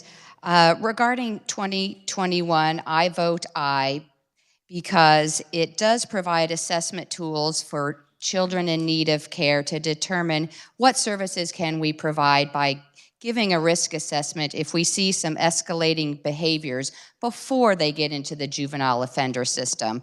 That's a good thing, so we can get them services that they need. The bill, as it came out of conference committee, was supported by all 6 members of conference committee, including the ranking member of Senate Judiciary, who was a firm no at the start of conference committee until we got amended and everyone on the committee became a yes. So it does provide solutions for good assessment tools to be reviewed after 3 months to see, is this working? It's not perfect, as most of things that we work on here are not always everything we want, but it is a good start to providing some assessment for our SYNC kids to help them and to make sure that if they're in detention because they are in the system and on probation, within 72 hours they have to get that assessment. They're not just sitting there learning their lesson. So it's good policy, and that's why I voted yes. Thank you, Mr. President. And no, I don't need my explanation of vote spread on the journal. Thank you. For the explanation, Senator from Johnson, Senator Corson. You know, I was a firm no at the start. I'm a firm no now. This is not evidence-based. This is rushed. This is sloppy. This is not needed at this point. We need to have the Joint Committee on Corrections and Juvenile Justice look at this. We need to come back next session with something that is evidence-based. I'm proud of my no vote on this conference committee report. Senator from Shawnee, Senator Cluse. Thank you, Mr. President. I wish it wasn't so late that we could really talk on this a little more, but I passed on this. I've worked a lot with young people, judges, in and out, foster care kids in my life, and it just seems like we leave one of the most important aspects out, and this is why I passed. We are a body, soul, and spirit, and there's just too often we don't deal with the spiritual assessment when we talk about behavioral conduct, and I hope we can find a place for that, but for now I pass. For the explanations or changes? Seeing none, clerk will close the Senator from Wyandotte, who's seeking recognition. Senator from Wyandotte, Senator Petty. Thank you. I vote no on HB 2060. This body today talked about, on 2021, about time spent, and I would remind this body, for those that were here when we passed Senate Bill 367, that bill had an interim study committee that spent the entire summer. I had the privilege of serving on that, with an outside consultant looking into those children that are touched by, that come in contact with our judicial system. Then it had proceeded with looking in that prior to that summer and then into the next session. So there was extensive time spent. All parties, whether legislative or those dealing with juveniles, were involved with that. So there was a lot of time and expertise that went into that bill, and it was a very comprehensive bill. Not to say that there aren't, but so much of the tweaks involve, and just as was referenced, children in the foster care. 367 didn't deal with children in foster care. It dealt with children that have been touched by the judicial system. We need to keep that in mind. So as we look at making changes, it's so important to concentrate on evidence-based. That's exactly what happened with 367, and we move away from that, we aren't really doing justice for our children. Was that an explanation of vote? No. That's what we're on. Senator from Sedgwick, Senator Fauskido. Oh, Mr. President, can I change a vote? You may. Oh, I want to change my pass on 2021 to no. So ordered for the changes or explanations? Seeing none, clerk will close the roll, tally the vote.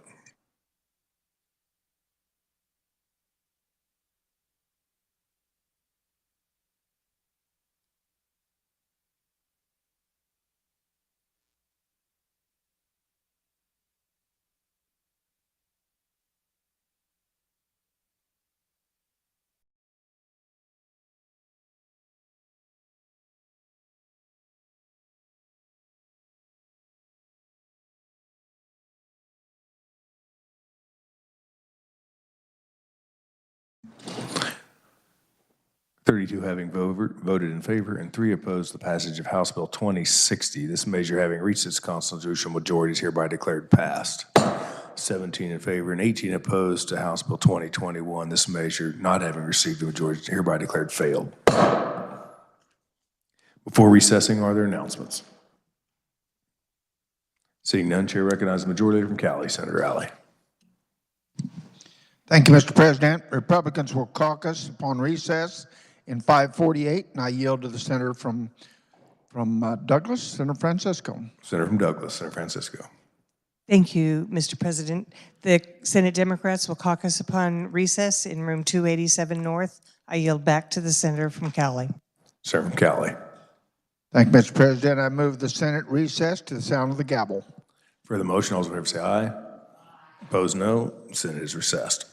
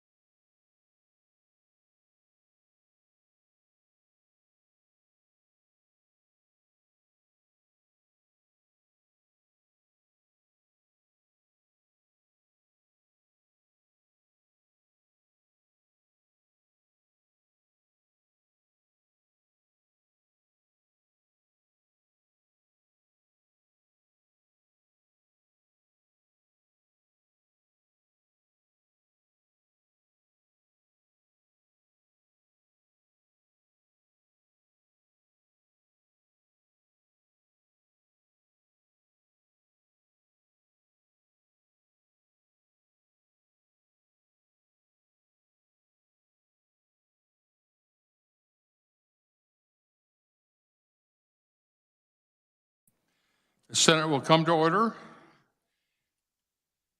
Conference committee reports. The chair recognizes the senator from Miami, Senator Baumgardner, on House Sub for Senate Bill 83. Thank you very much, Mr. Vice President. House Sub for Senate Bill 83. I move that we adopt that conference committee report. You may now explain. Thank you very much, Mr. Vice President. So the House substitute for Senate Bill 83 is, I would say, the first major part of what we have available for families in education, the pre-K through 12. So the components of Senate Bill 83, first of all, include the funding for special education. So we have already appropriated $520.5 million out of the SGF for our special education funding.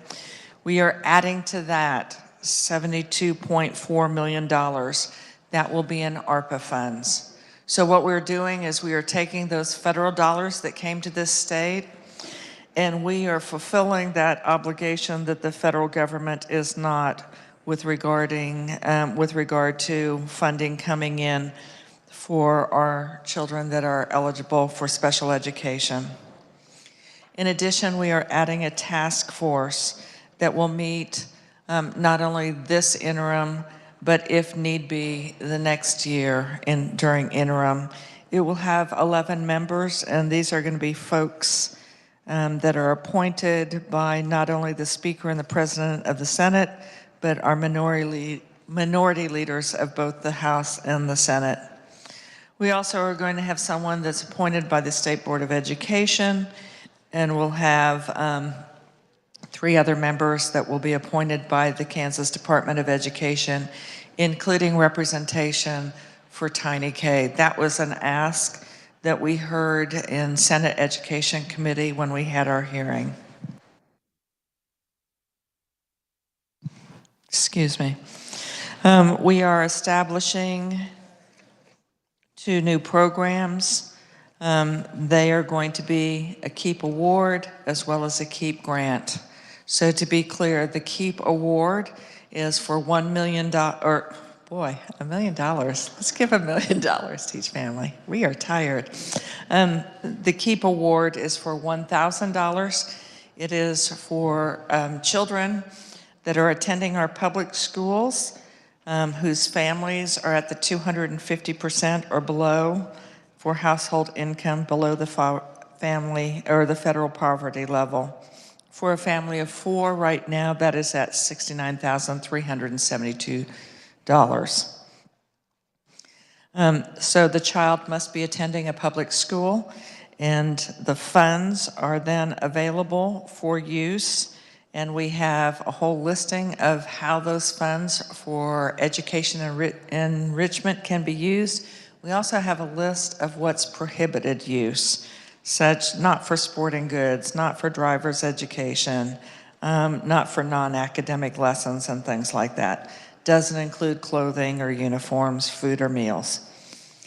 The other program that we have is the KEEP Grant, and that is for children that in the prior year attended public school, but the families have chosen a different approach. So that would be a private school, private or non-accredited program. That grant is, though I know in the packet that you received, it says it's a $5,000 grant.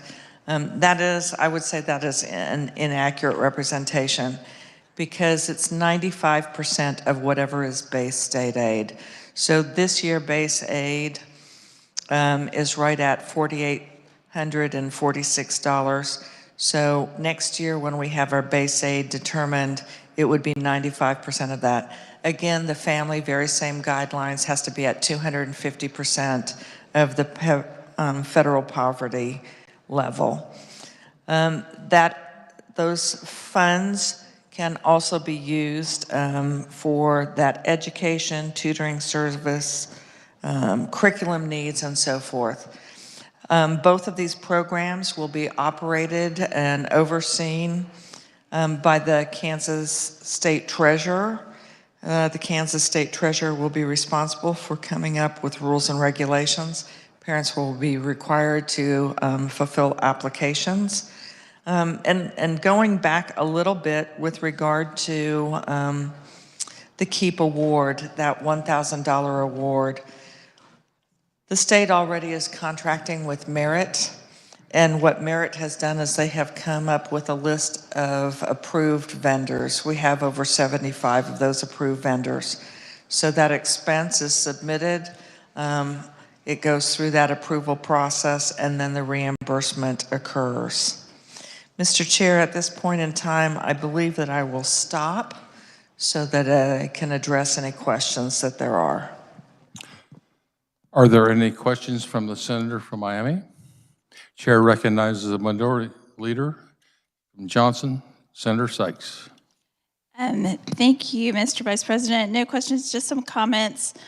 I think this is a very bad bill. I do appreciate the committee process and being able to have some input, even though I know that the chair knew all along I was not going to sign the report. So there were times that we were able to make some concessions, but again, I am standing and opposed to this. One of the biggest concerns I have is in Section 8. Nothing in this Kansas Education Enrichment Program Act shall be construed to permit any government agency to exercise control or supervision over any non-public school or homeschool. I have concerns that this is opening the door, so we're not going to allow fire codes, no health and environment, no food codes, no mandatory reporting.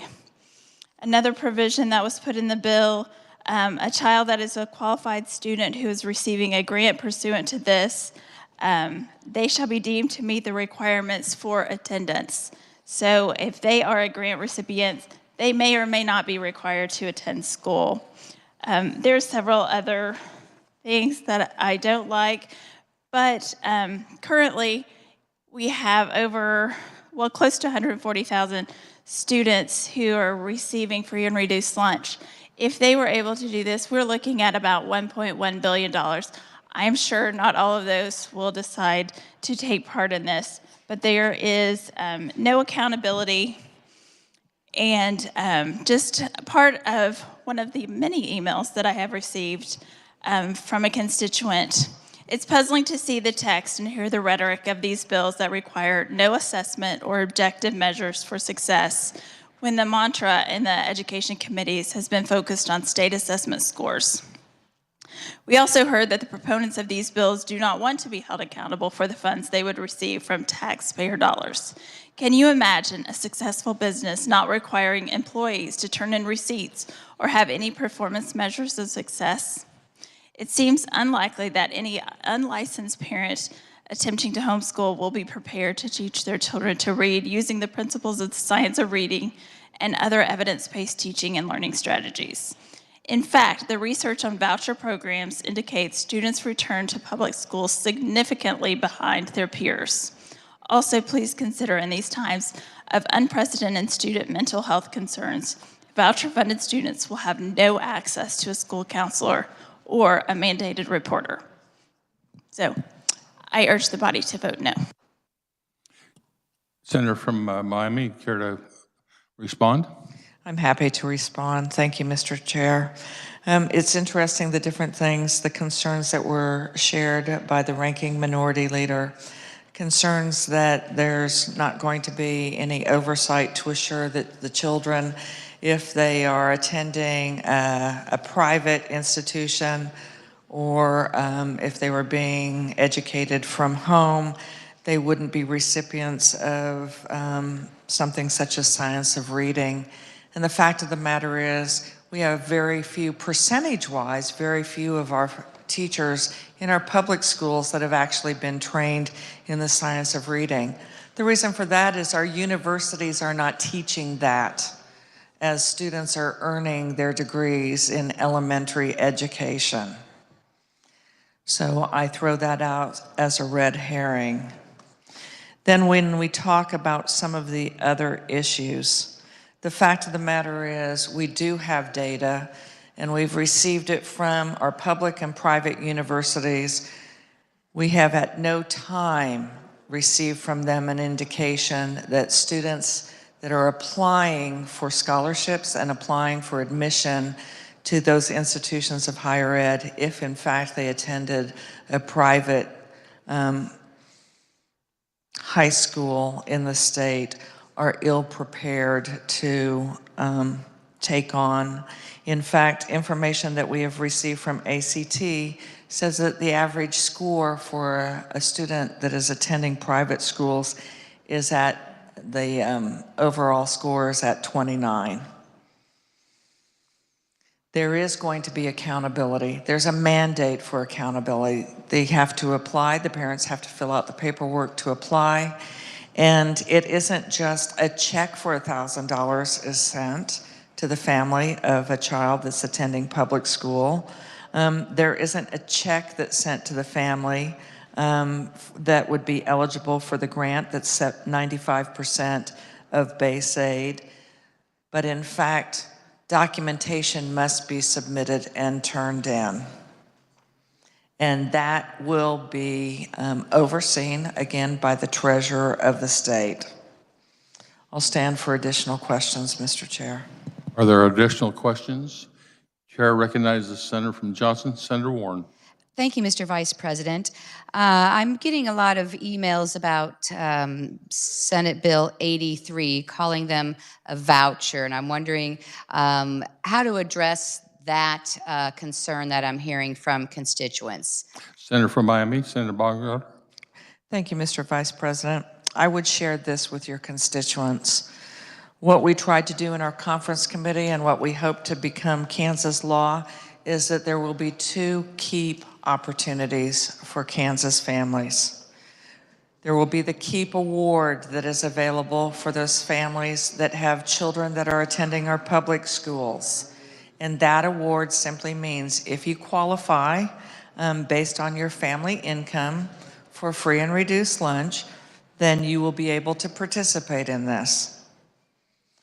Likewise, Kansas families have an opportunity if they are having their children attend an alternative to that for a grant, which is 95% of base aid. So those opportunities are available. If we're going to say the grant is a voucher, then the award is a voucher also. What it is that account is made available. Those funds are made available through the award of $1,000 and through the grant of 95% of what is state base aid. So regardless of what the education choice is for our Kansas families, we have, particularly those that are low income, we have these awards and grants available for them to access. So, you know, some families have 1 or 2 children attending public and 1 or more children being educated in a different manner. So they're eligible for both as long as they fit those guidelines of the 250%. I would also share with your constituent that the governor created a year and a half ago the KEEP Award, and it wasn't identified as being a voucher then. It was identified as being an award. Unfortunately, it's been fairly underutilized. So though the governor originally submitted a budget through her executive order for $50 million, only $2.3 million of it has been expended.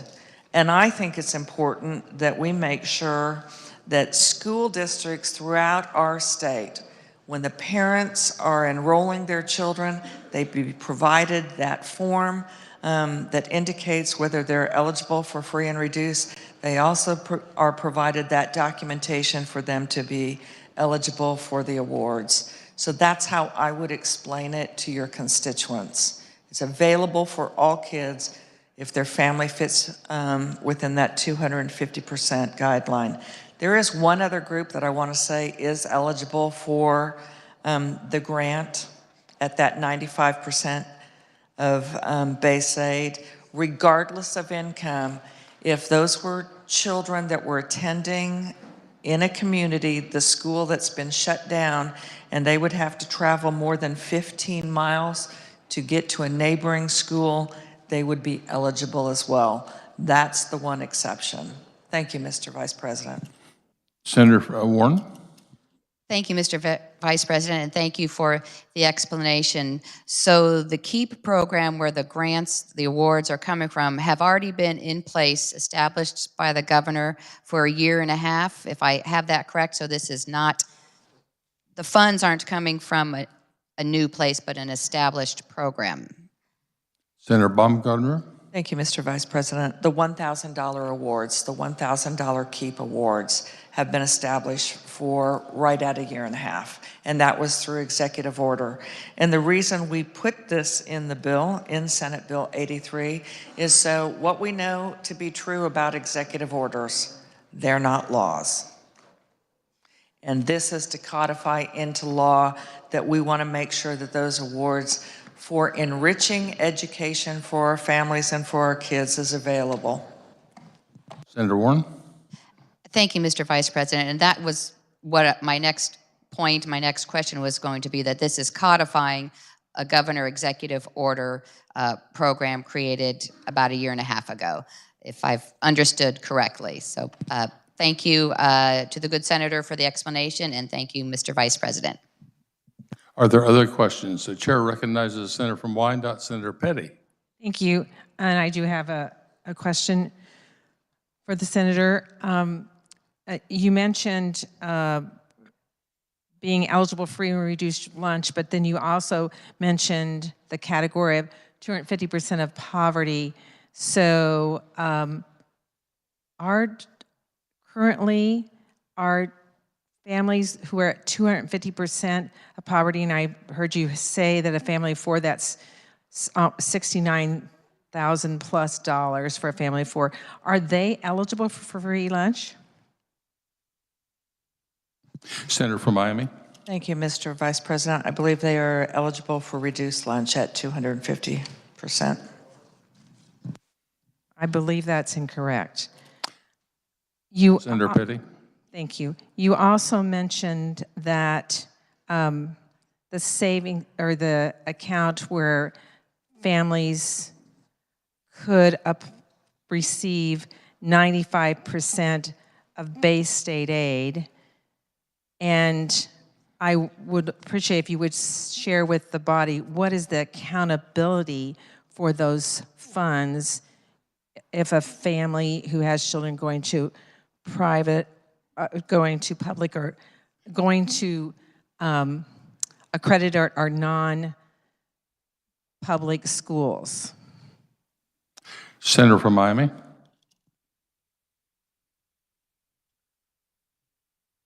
Thank you, Mr. Vice President.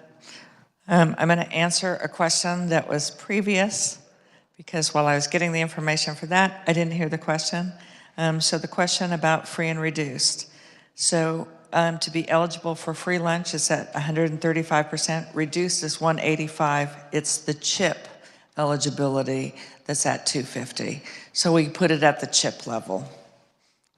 Senator from Wyandotte, you can repeat your question. Yes. Thank you. And that CHIP amount at 250% is in a proviso. It's not in statute.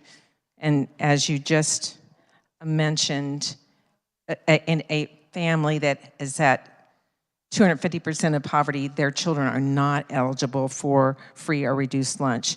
My question had to do with the account for children that go to a non-public or a school, and what is the accountability for that 95% of per pupil expenditure if a family receives that amount per child? Senator from Miami. Thank you, Mr. Vice President. The same guidelines. There is a list that is prepared as far as what would be appropriate use of those funds, as well as what's unacceptable. And that would be true whether they have one child or multiple children. Senator from Wyandotte. Thank you. But how is that verified? Who's auditing that? Senator from Miami. Thank you, Mr. Vice President. That's going to be overseen by the Kansas Treasurer's Office. Now, as to whether that's going to be done in-house or whether there's going to be some type of RFP process where that will be overseen, just like the $1,000 award is currently being overseen by a group called Merit. So it is not going to be where a check is just sent to the family, but there's going to have to be documentation of allowable expenses. Senator Petty. Thank you. That in no way compares to the accountability that we have for our public schools when it comes to performance-based measures that we've put in place in many ways in our statutes. So I don't hear anything about educational measures in that. Chair recognizes Senator from Johnson, Senator Sykes. Thank you. I have a question just to clarify. Yes, please proceed. You mentioned the $50 million that was in the KEEP Awards funding. Is that money staying in this program? Senator Baumgartner. Thank you, Mr. Vice President. We are taking that 50, and actually it's 47.5, and we are moving that over, and that is part of what is backfilling the funding for special education. We are also moving additional funds so that as those are available, that will be overseeing the funds for the KEEP awards and grants. Senator Sykes. So what is paying for those KEEP awards and grants? Where is that money coming from? Senator Baumgartner. Thank you, Mr. Vice President. It will originally come from that federal money, and it will be backfilled with SGF. Senator Sykes. Okay, I'm a little confused because I thought we had originally $50 million in that federal money that was in that fund, but if I remember, she said the 47.5, which is left, is going to be swept to pay for special ed. So that would leave that fund at zero. And then we're still opening those grants. So I believe SGF would be responsible for those $100 awards or $1,000 awards and the 95% of base. So approximately close to $5,000 per student and the 250. So SGF would be responsible for that potential $1.1 billion thing. Chair recognizes Senator, who you care to respond? I do care to respond. So I'm not quite sure where the $1 billion plus figure is coming from. Cannot figure out where that's coming from at all. So would love to hear that from the ranking minority. But the additional funds would be moving from the LCC ARPA, and any backfill that was needed would come from SGF. But again, to be clear, we're not just going to take $50 million and move it and have it sit there. That's what's happening right now with the governor's KEEPS awards. It's sitting there, but those funds, if not used by December 31st, 2024, they go away. They go away by that deadline. Senator Sykes. To answer the question, I said it before, but taking the current number of students eligible for free and reduced lunch, multiplying by approximately $5,000 is that $1.1 billion. So that would be the fiscal note. And again, just to relay, the information for those $1,000 awards has been open for, I think, maybe a month to disperse those funds through merit because they did take time to get that up. But again, so we're extending this, so it could be more than that. I'm being very conservative with my number of currently eligible students and multiplying that by the 95% of the base state aid. Thank you. Senator from Baumgartner. Thank you, Mr. Vice President. I think it's folly to think that every single one of our children that are in public schools that are eligible for free and reduced are going to this next year be moving to a private or a non-accredited homeschool learning situation. That's, I guess, based on what was just shared with us, that's how we come up with the $1.1 billion. That will not be happening. Thank you, Mr. Vice President. Chair recognizes Senator from Sedgwick, Senator Erickson.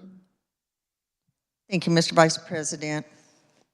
No questions, just a couple of comments, because it's kind of disheartening to me when we have conversations about education that it centers around one overwhelming topic, and that's money. It's always about the money. And as I was a board member and I sat there for 8 years at every board meeting, and it was all about everything else but our kids. When we said it was about our kids, it was all about the kids, except we never talked about the kids and what was working or what wasn't working and how our kids were achieving or were not achieving and how can we do better. It was never about that. It was about what you hear talked about here tonight, the money. My focus, Mr. Vice President, is on the children, is on our students. It's not anti-public, pro-public, it is pro-student. And there is no educational environment that works for every student. It just doesn't exist. What we are advocating, what the governor put in place are some things that hopefully will help more students achieve in an environment, in a way, in a manner with the resources that best work for them. How does the educational establishment push back on this? The way they pushed back on it for decades. They throw the voucher word out because they know that that scares people, that that's bad. Vouchers are bad. So let's just throw that word out there. They know very good and well, this is not a voucher. If this is a voucher, the governor put forth a voucher. You don't hear that coming from them, and you know why? Because vouchers don't come from Democrats. Vouchers only come from Republicans, Mr. Vice President. That's the truth. Accountability, that's the other one they love to throw out. The level of accountability.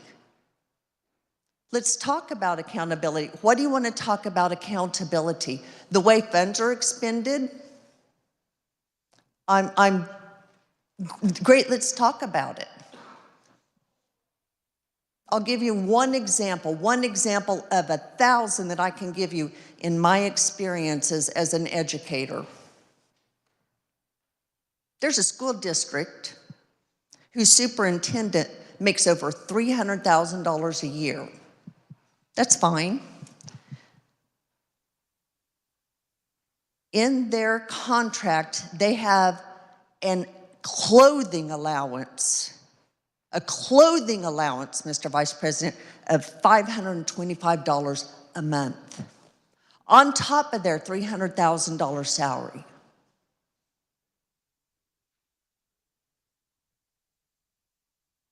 Let's talk about accountability of funds.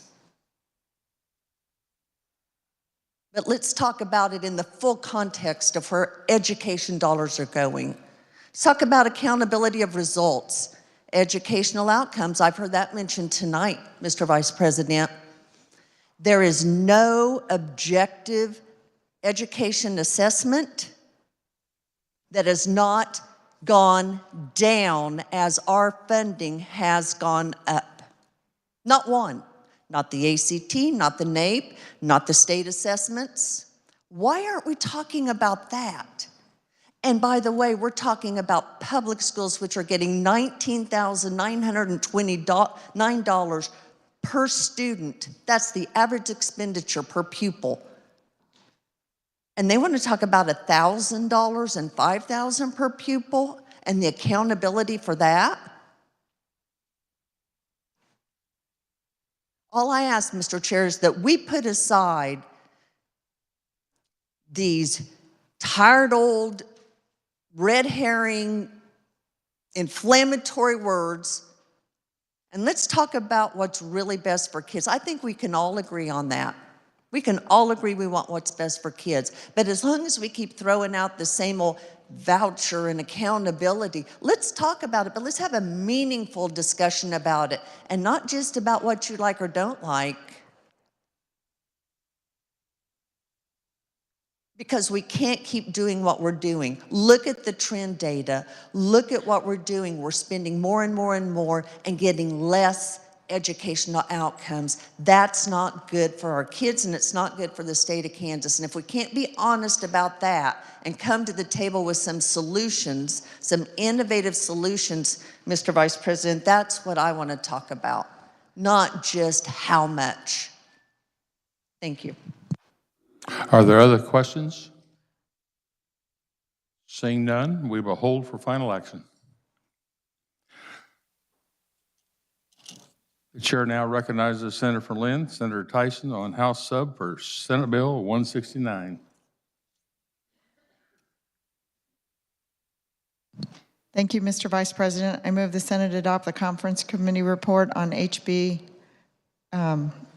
House substitute for Senate Bill 169. You may proceed. Thank you, Mr. Vice President. So Senate Bill 169 has a little bit of something for everyone. It starts out with a single rate income tax at 5.15. And in order to not have an income tax on any Kansan, there would be no state income tax on married filing jointly for $12,300 and below, or $6,150 for individuals. We negotiated and ended up at 515. I know you guys remember the Senate was at 475 and the House was at 425. We took the House position on the corporate, accelerating the corporate and income tax rates that were bought down in Apex. So in 2024, they will be at 3%. They still have the 3% surtax. This was a House position. It was in a bill with many other things, so you can't just point to this one vote, but it did pass the vote at the House 94-30. The House accepted the Senate position for SB 30 on banks.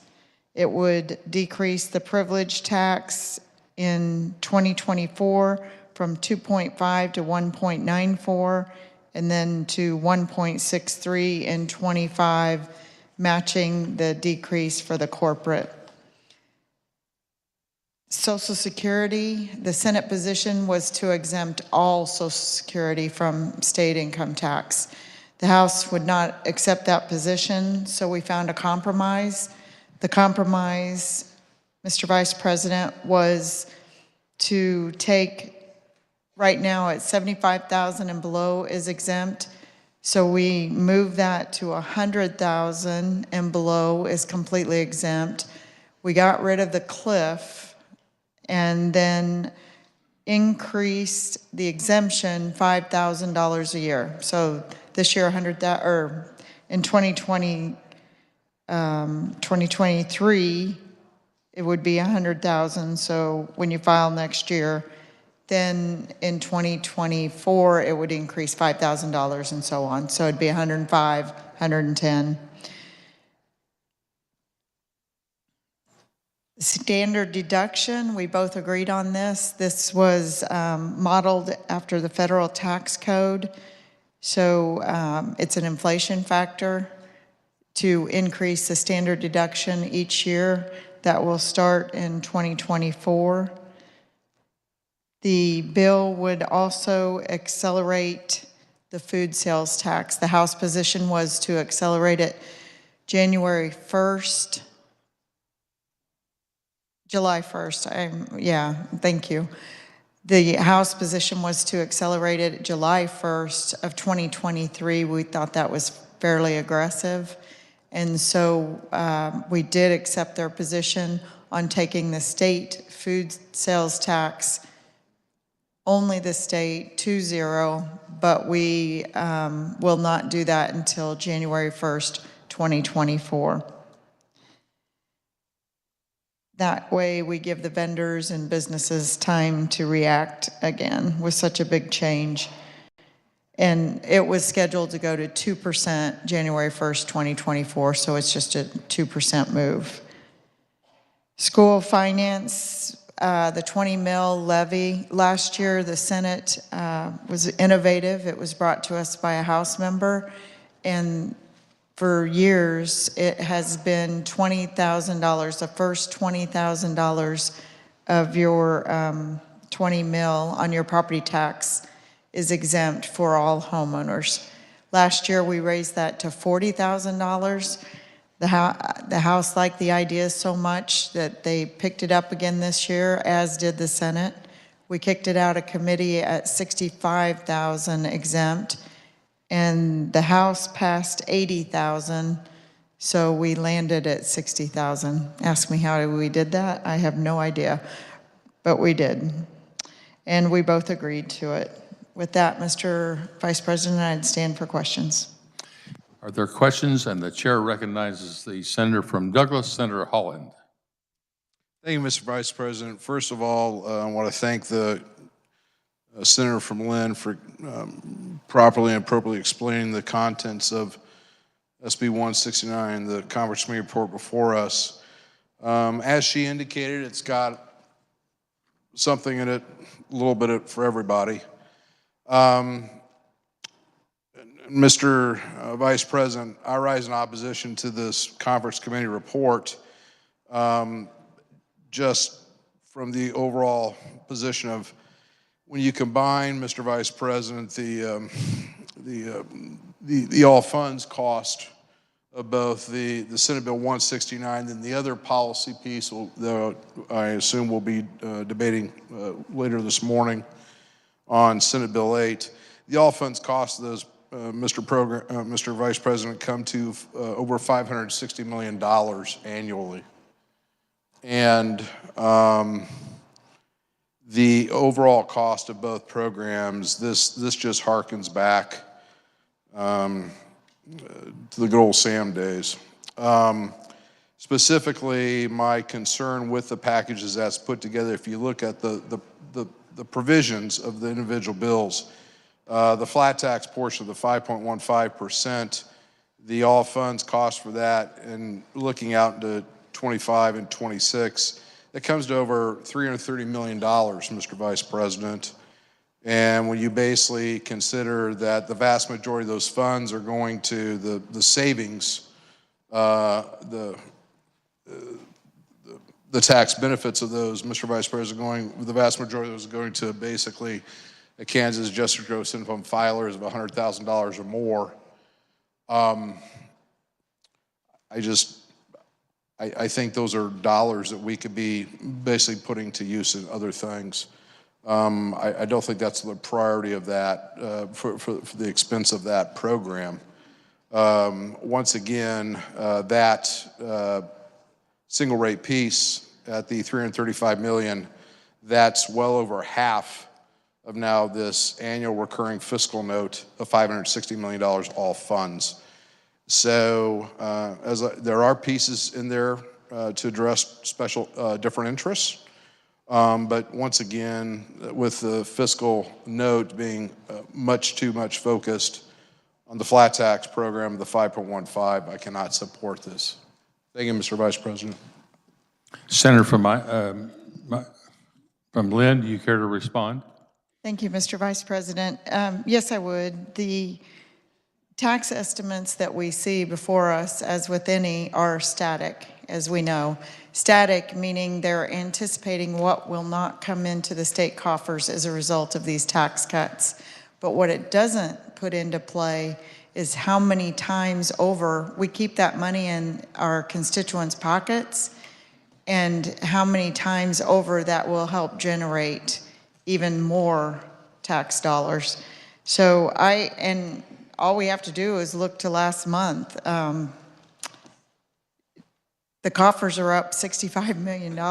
You know, we've been seeing exorbitant increases. It's time to give it back to the taxpayers. And I think this is a great start. Mr. Chairman, Mr. Vice President, to me, it's always a priority to get it back to the taxpayers instead of growing government. And that's what this bill does. And it does it very nicely. It considers everybody from low income tax to everybody, median households, every taxpayer, income taxpayer in Kansas will see a decrease. It really helps out our senior citizens, especially with that Social Security decrease on income tax. Senator from Douglas, Senator Holland. Yeah, this is my second time that I will sit down. Just two brief comments. Just number one, the talk about the so-called dynamic modeling impact of these tax cuts. This is the same, I guess, bill of goods that was sold during 2012 when we went down the Brownback path. And as much as people wanted to talk about, the expected, the multiplier effect of the additional dollars rolling through the economy, it never did. The static modeling totally told us just what we got out of basically KLRD and the budget estimates. They were almost spot on every year, the deficits that were generated.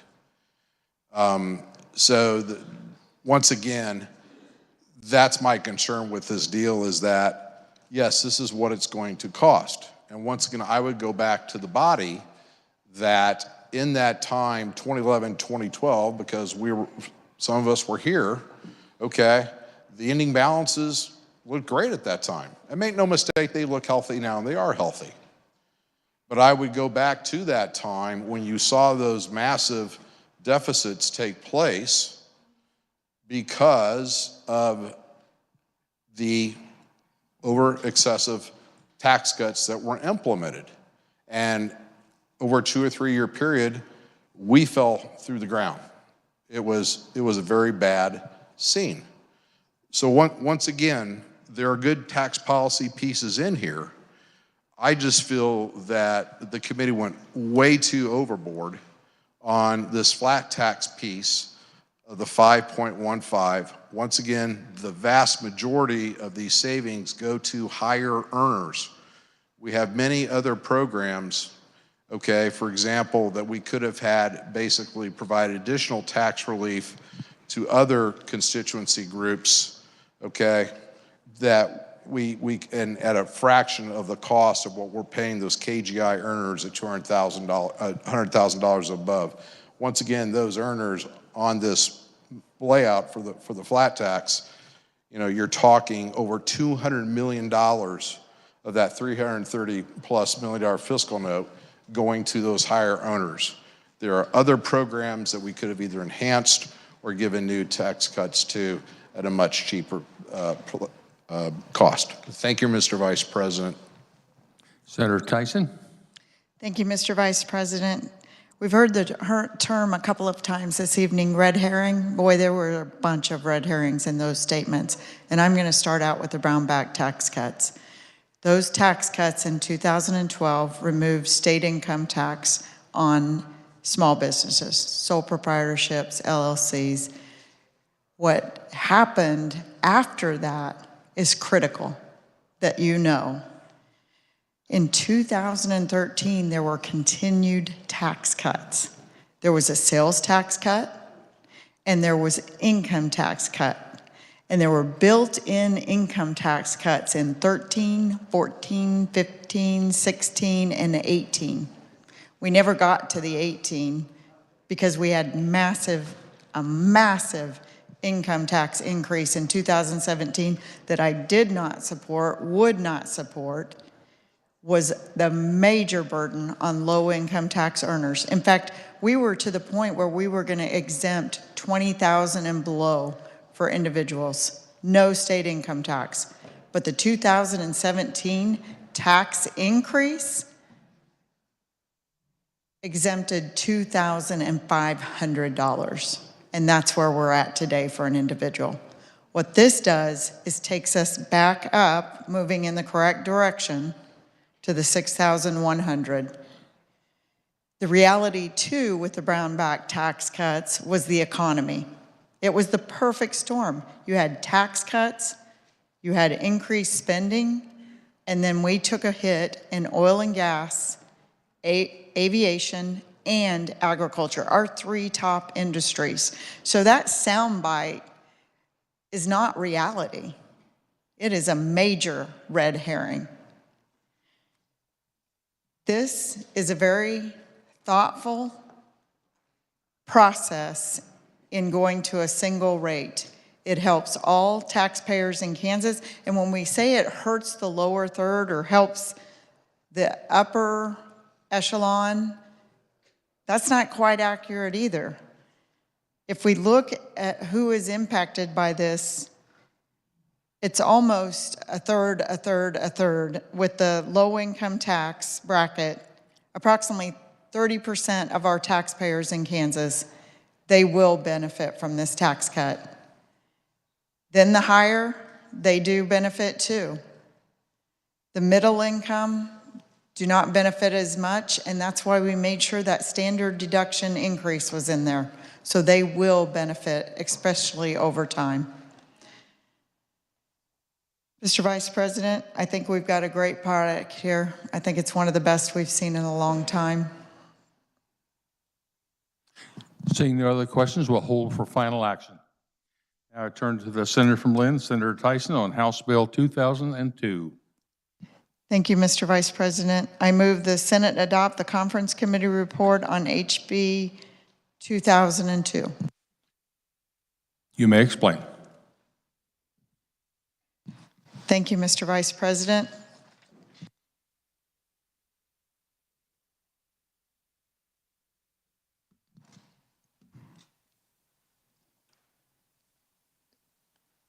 There are several provisions in House Bill 2002. I'll just go through them. The first is a sales tax exemption for the suicide prevention headquarters. It was a House position that the Senate accepted. Also, exempting area aging nonprofits from sales tax. Grant County would like to vote whether to increase their sales tax to build a new jail facility and courthouse. Dickinson County would like to vote on a sales tax increase for emergency communications equipment. One of the provisions in here, it's a House provision that the Senate has not seen, but we did see it in other legislation. In the revenue neutral rate, there's an option for notices to be sent electronically via email, text, if both parties agree. This would expand that your tax notices could be sent electronically and other notices. Mass appraisal courses, it puts back that the PVD is able to teach Kansas courses specific. The tax warrant release, currently if there's no obligation, you're only individuals, it's a small fee to remove a lien. A lot of people forget to do this or just don't want to pay the fee. What this would do is the Department of Revenue would you would pay the Department of Revenue, but they would make sure that that lien was removed on the property. With that, Mr. Chairman, I'd stand for questions. Chair recognizes the senator from Douglas, Senator Holland. Thank you, Mr. Vice President. Once again, the senator from Lynn very adequately probably explained the contents of the 2002 Conference Committee report. I support all these measures. I think it's good policy. I know it's kind of in the weeds, rats and cats stuff, but I think each of these policy pieces are good, and I would ask for your support when we vote tonight. Thank you. Are there other questions? Seeing none, we'll hold for final action. Now recognize the senator from Johnson, Senator Gossage, on Senate sub for House Bill 2390. Thank you, Mr. Vice President. I would start with the body understanding that, let me start with I move this Senate adopt the Conference Committee report on Senate sub House Bill 2390. Thank you. We have heard all of these four pieces as separate bills before. These were put together in committee so that we can move these over to the House side. They have not heard these. So let's begin with the bill itself, 2390. As you remember, drug overdoses are greatly increasing in our state. This would ask that the Secretary's office do a full battery of study on these, and they are given full authority to be able to meet with law enforcement, look at medical records, look at other reports that have come in, and we checked with all those different authorities. They're more than happy to do this. Senate Bill 6 is included, and Senate Bill 6, you may require, has all of these have to do with the Secretary, is saying the Secretary may research, review any data, educate us, make recommendations, but they are not to mandate. And then on Senate Bill 314, you may recall, is that the regarding COVID-19 child vaccinations requirement, again saying there could be no mandate to vaccinate children on COVID-19. And then 315 is just regarding a religious beliefs bill, and it just says sincerely held religious beliefs must be upheld. So if any child will go to a daycare or to a school, they must accept their religious beliefs. Of course, we all understand that there is a medical exemption and a religious beliefs exemption currently. This is just saying they must uphold or not question their religious beliefs. Also, you may recall in that Bill 315, there was a provision that no longer required the meningitis vaccine for students to go to our colleges or universities. And in committee, we offered that that not be included, and so that was restored in this bill. Are there any questions? Chair recognizes the senator from Shawnee, Senator O'Shea. Thank you, Mr. Vice President. Could the carrier of the bill, the bill talks about the Department of Health and Environment designating certain infectious diseases and then having the ability to essentially, if you're in a restaurant and there's been an outbreak or a school, being able to say, you know, we need people to go home. Can the carrier of the bill list those current infectious diseases? She will. Well, I don't know if that's necessary for me to list all the infectious diseases. However, I can respond to what was just stated, which was if there was an outbreak in a restaurant. A restaurant is overseen by usually the Department of Agriculture to make sure that everything is clean, et cetera. And for the Secretary's office to mandate everybody in this facility needs to go home, I think that's probably something they would already do. They can certainly recommend that if an outbreak should happen, that they should go home. And a school, this would have to do with the school board. Senator O'Shea. Thank you, Mr. Vice President. So let's just talk about what some of those are. We've got meningitis, measles, mumps, polio, rabies, human rabies, rubella, smallpox, tetanus, tuberculosis. And under this, this list is no longer there. And so there's nowhere to turn to say, where is our list of infectious diseases? And there's no ability to do that. So that's concerning.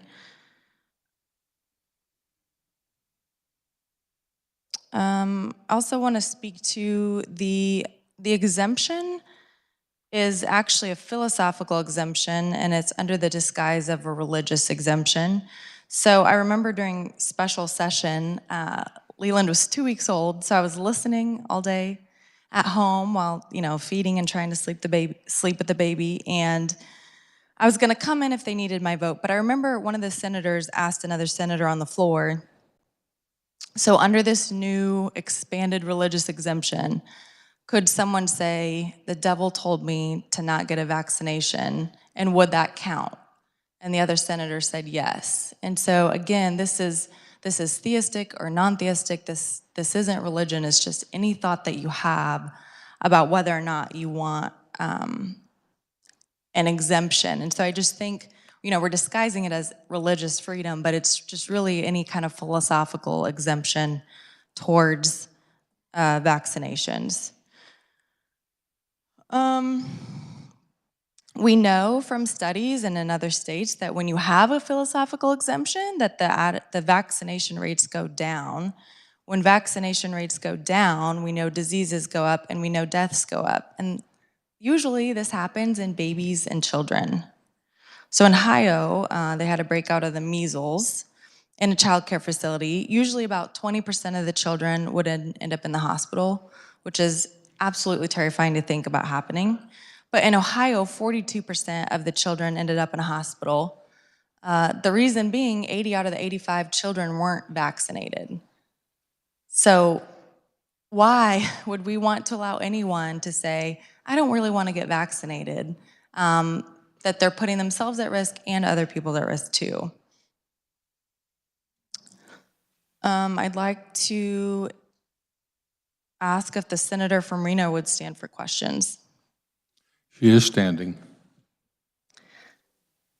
No. Mr. Vice President, my question for the senator from Reno is, do you believe vaccines can cause harm and death? And can you explain why that's the case?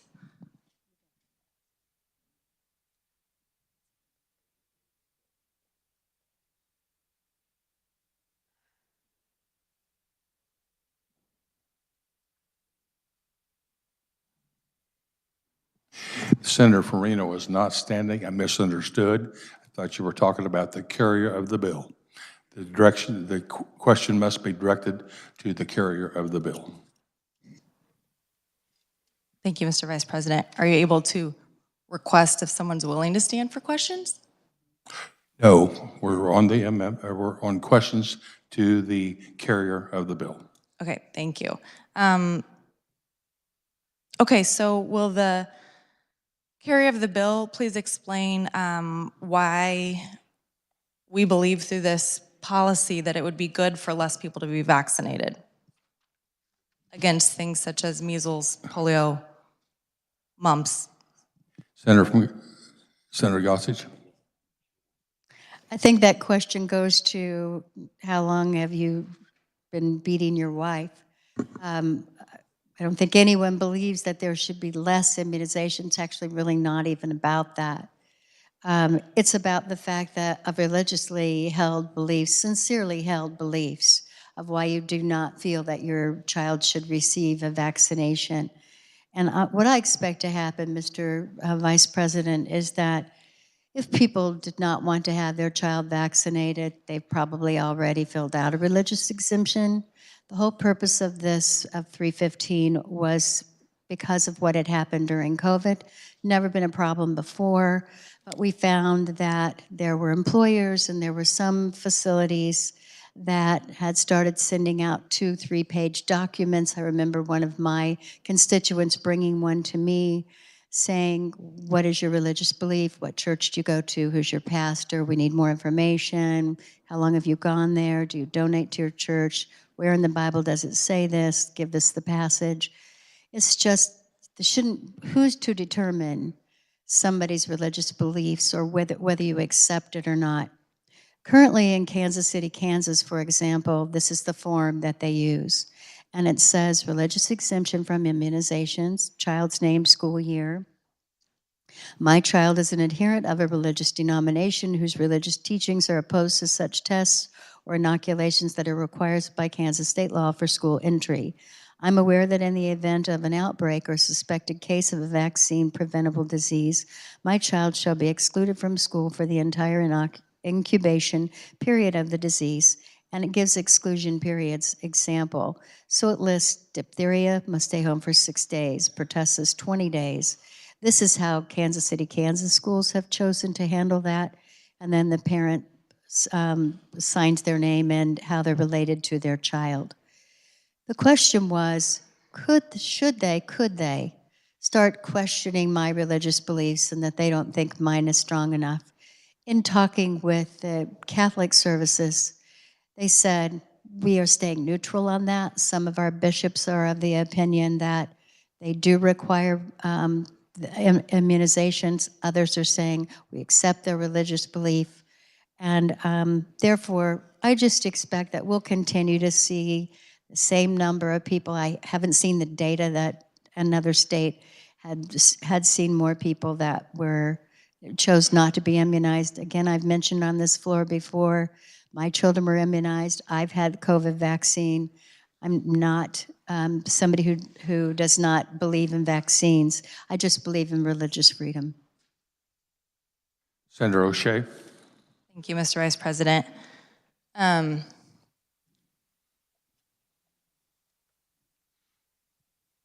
So can the carrier of the bill explain if she knows of any situations where religion has been questioned that's not COVID shot? Senator Gossage. That is not my place. No, I do not know.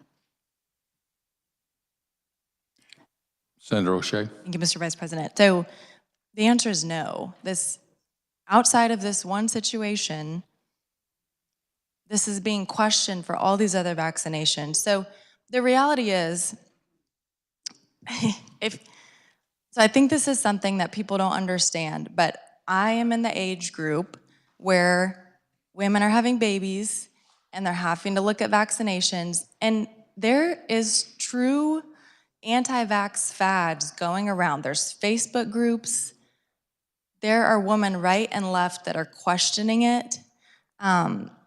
Immunization Kansas Coalition put together this pamphlet, and I was shocked because the entire target audience is people like me. It's young women who have gotten into these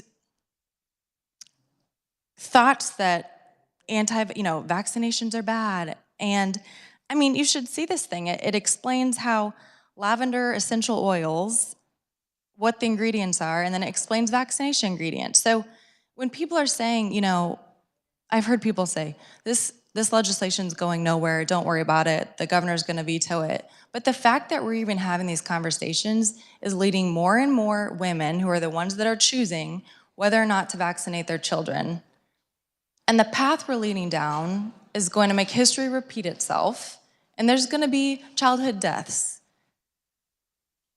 Again, just try to think back to when you were 30 and you're holding your babies and you go to the doctor and they stick them in the leg and it's the worst thing ever.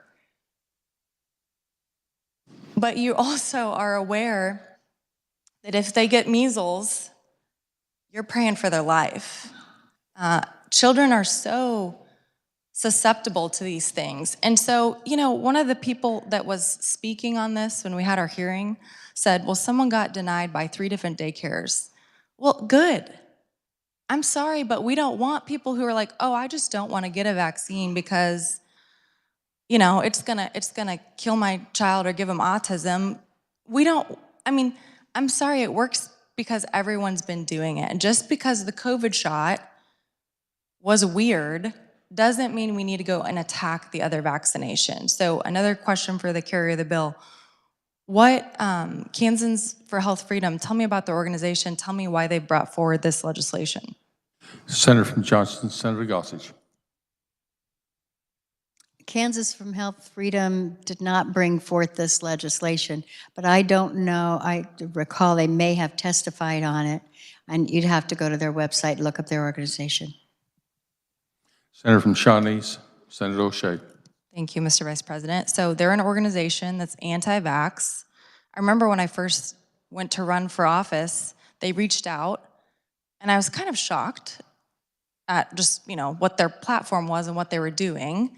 But we have a senator who's become their spokesperson, and COVID has cracked open the door to attack all the vaccinations. If you go to their website, they're all about anti-vax. They think vaccinations kill people. They think they're harming people. They'll show you the list.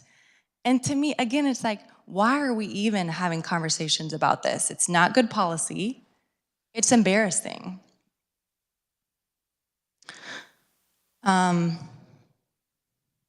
Growing up, I had a principal, Miss Gall, and she was great. She had a limp. And as a kid, you ask lots of questions. So why does Miss Gall have a limp? Well, when she was little, she had polio.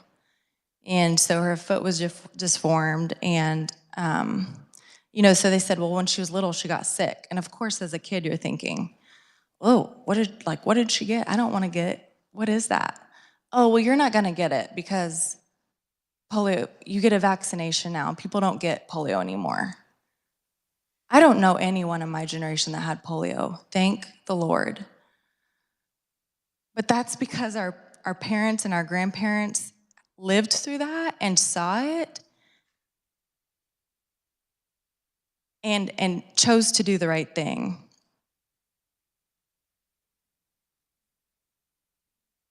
When Leland was born, we had to go to a pediatric doctor, and I called and said, you have to set up an appointment within the first week of their birth.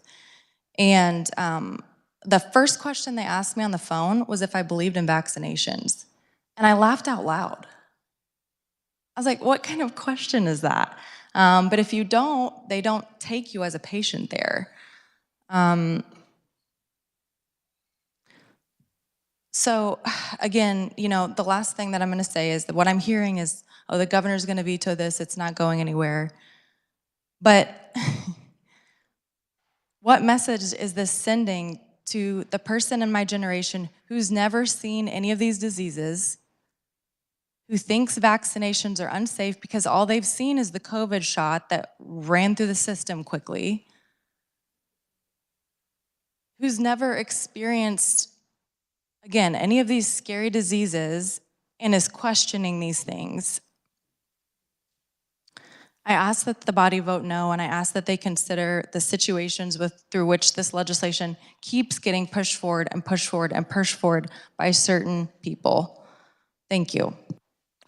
Are there other questions? Seeing none, we'll hold for final action. We are now ready for final action. On this roll call, we will take the following: the Conference Committee reports on House Sub for Senate Bill 83, House Sub for Senate Bill 169, House Bill 2002, and Senate Sub for House Bill 2390. Their clerk will read the titles.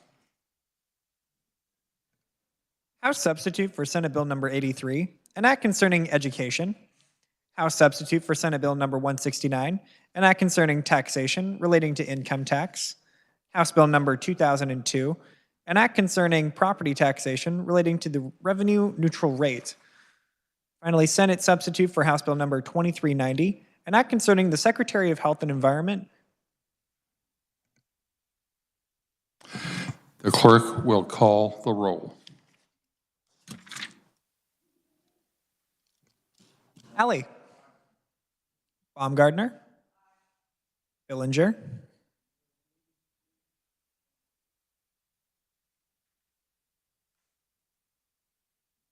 Lazy. Bowers.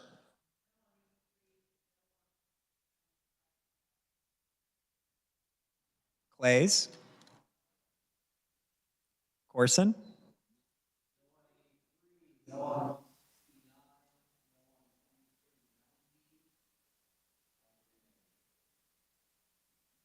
Dietrich.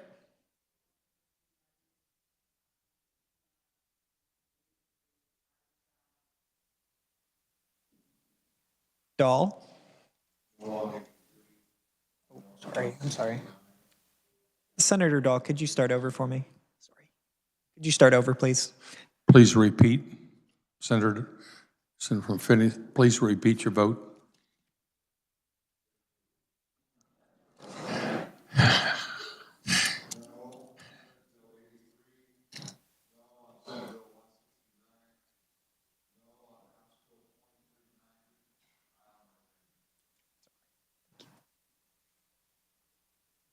Erickson. Fag. Faust-Goudot.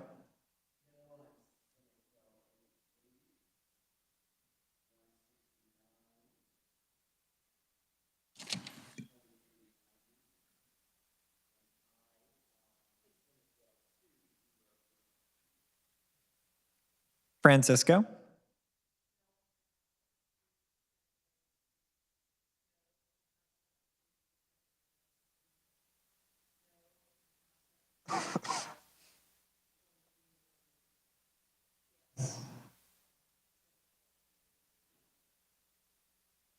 Gossage.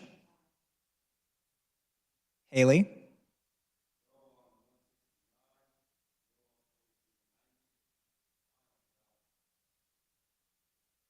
Holland.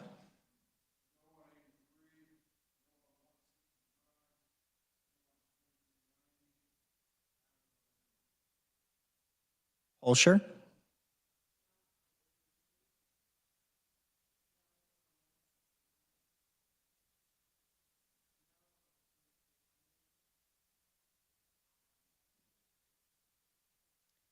Kirshen. Cluse. Longbine.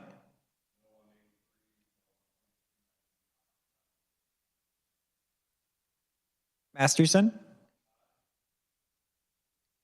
McGinn. Olson.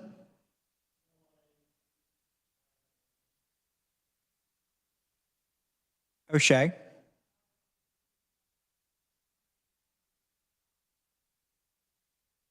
Peck. Peterson. Petty.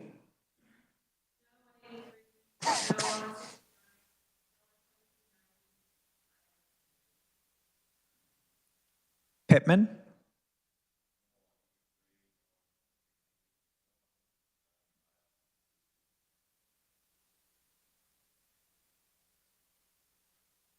Pyle.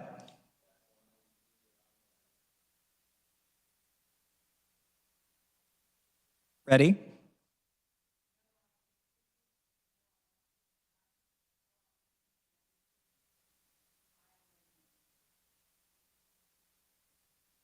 Reichman.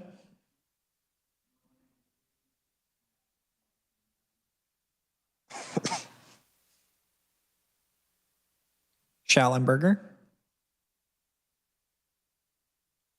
Steffen. Straub. Sykes.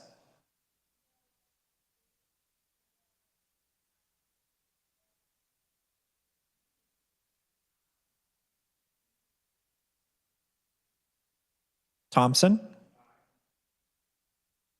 Tyson. Ware.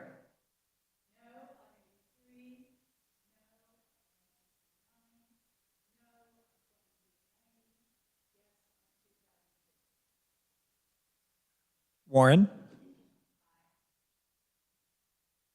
Wilborn.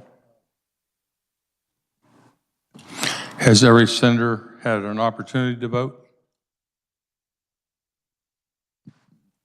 Does any senator wish to explain their vote? Chair recognizes the senator from Johnson, Senator Thompson. Mr. Vice President, could I get a preliminary count on the House sub for Senate Bill 83? 18 yea and 18 nay. I'll change my aye to a no on Senate Bill 83. Thank you. Chair recognizes Senator from Reno, Senator Steffen. Thank you. Preliminary on 2390, please. 20 yea, 16 nay.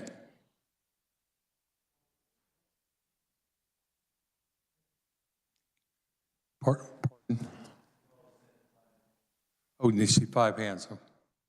Seeing 5 hands, the Sergeant of Arms will close the door. Senators, be in your seats.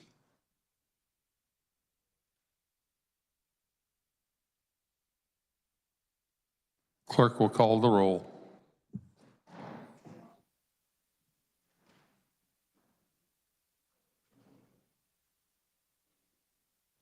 Lazy.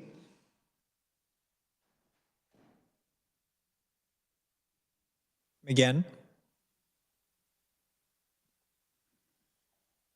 Pyle.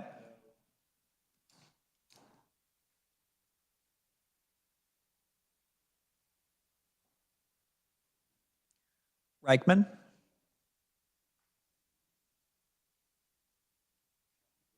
Schallenberger.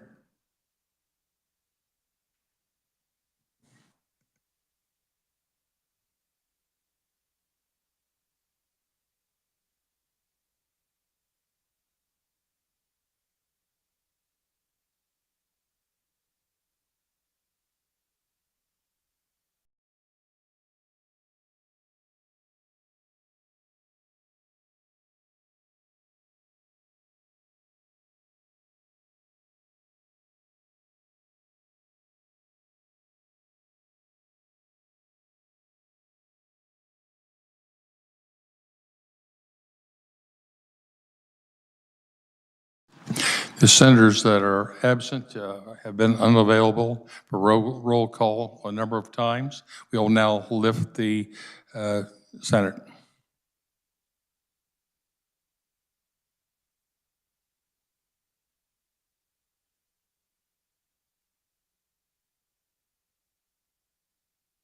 We are on explanation of vote.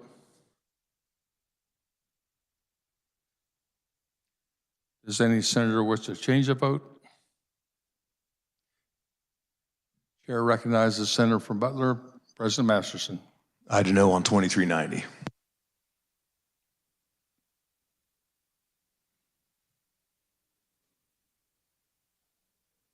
Are there other changes of vote? Seeing none, the clerk will tally the vote.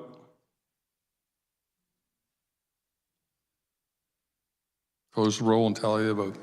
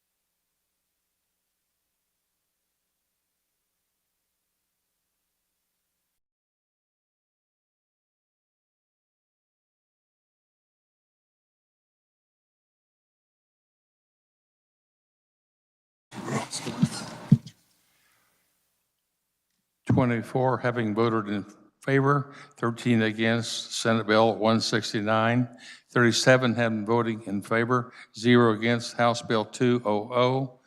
These measures having received the required constitutional majority are hereby declared passed.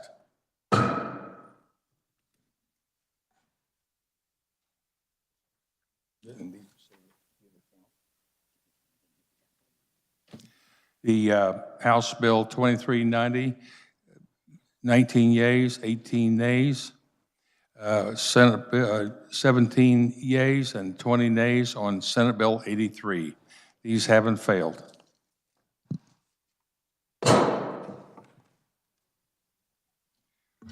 Before recessing, are there announcements? Yes, sir.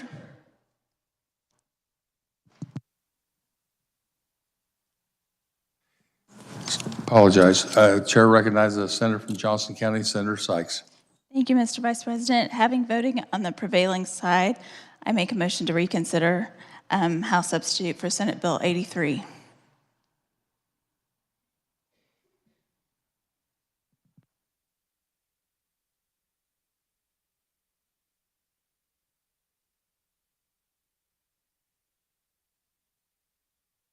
The motion is in order. It's non-debatable.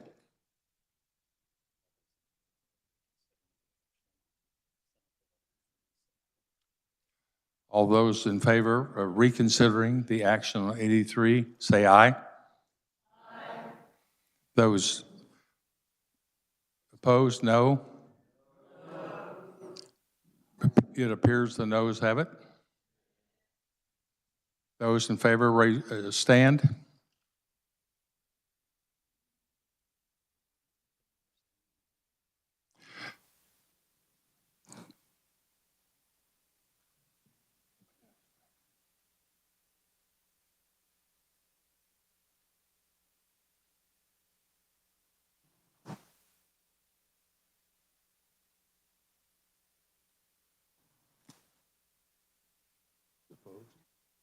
Those opposed, stand.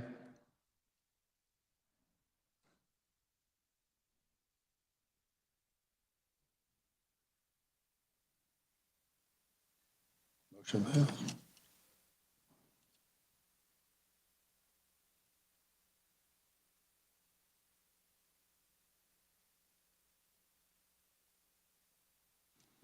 The motion fails on a count of 20 to 12. Chair recognizes Senator from Wyandotte, Senator Petty.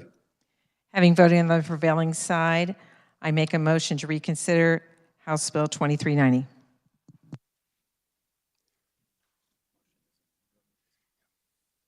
Motion's in order. Those in favor? It's non-debatable. Those in favor, please stand. Please say aye. Please say aye. Aye. Those opposed, no. The noes have it. Those in favor say stand.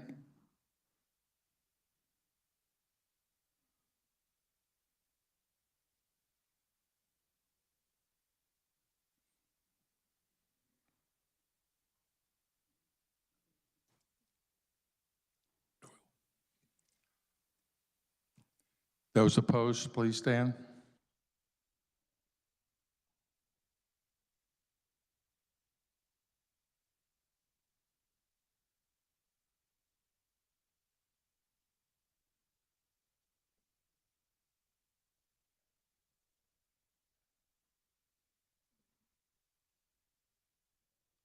Motion fails on a vote of 21 to 12.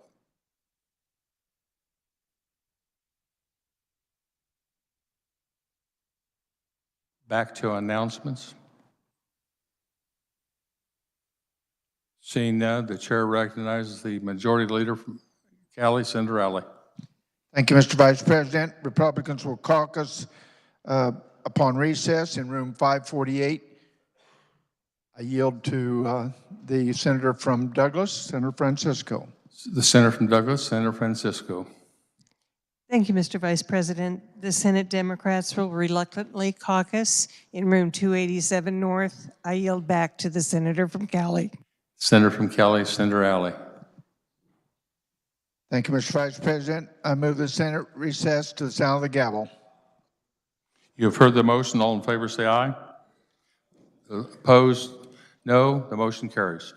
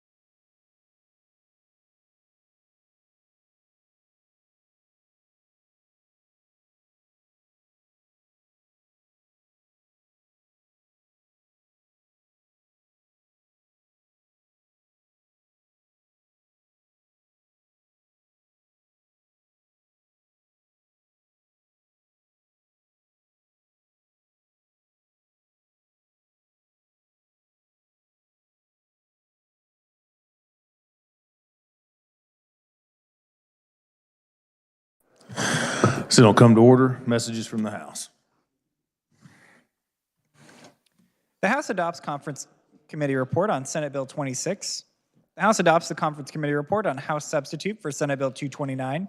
The House adopts the Conference Committee report on Senate substitute for House Bill 2138 and announcing adoption of SCR 1612.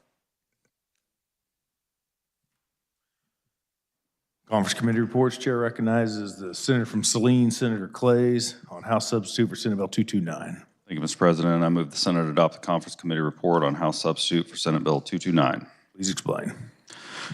House substitute for Senate Bill 229 creates a legislative compensation commission to study, make recommendations, and set the compensation rates for legislators. It also sets compensation rates for statewide elected officials and judges. The Legislative Compensation Commission would be made up of appointees of the House and Senate leadership with bipartisan representation. It will exclude current elected officials, legislative staff, and registered lobbyists. The appointments would be made before August 1st of 2023. The commission would study compensation, salary, and retirement benefits of legislators, set the rates of compensation and salary, and make recommendations for retirement benefits. The rates set by the commission would become law for 4 years and take effect in the year after the election year for the state Senate, unless the legislature rejects those rates through a concurrent resolution within 30 days of the start of that legislative session. For statewide elected officials, the salaries would tether the governor to the congressional salary and adjust as congressional pay adjusts. For other statewide offices, the traditional separation between governor and statewide office holders is maintained with reductions below the governor's salary. On the judicial side, we tether judge salaries to the federal judiciary. Each level of judge is paid a percentage of the salary of a federal district court judge. Taking into account feedback from some members of the House and Senate, we also included magistrate judges in this plan. The start date for executive and judicial pay is January 1 of 2025, allowing again for an election prior to the effective date of the pay plan. In our initial offer, we included a floor for the governor's cabinet. That was removed, and the governor has the ability to set the salary for her cabinet subject to her office budget approved by the legislature. We did receive on the House side proponent testimony for the Legislative Commission by the Wichita Chamber and the Kansas Contractors Association. On the executive and judicial testimony in favor was provided by the judicial branch. Neutral testimony was provided by the governor's office. And of course, all of this is subject to the appropriations process. With that, Mr. President, I would stand for questions. For the motion and the explanation, are there questions for the Senator from Saline? Senator from Johnson, Senator Olson. Thank you, Mr. President. Well, it looks like we're doing this right time of night, 3:55.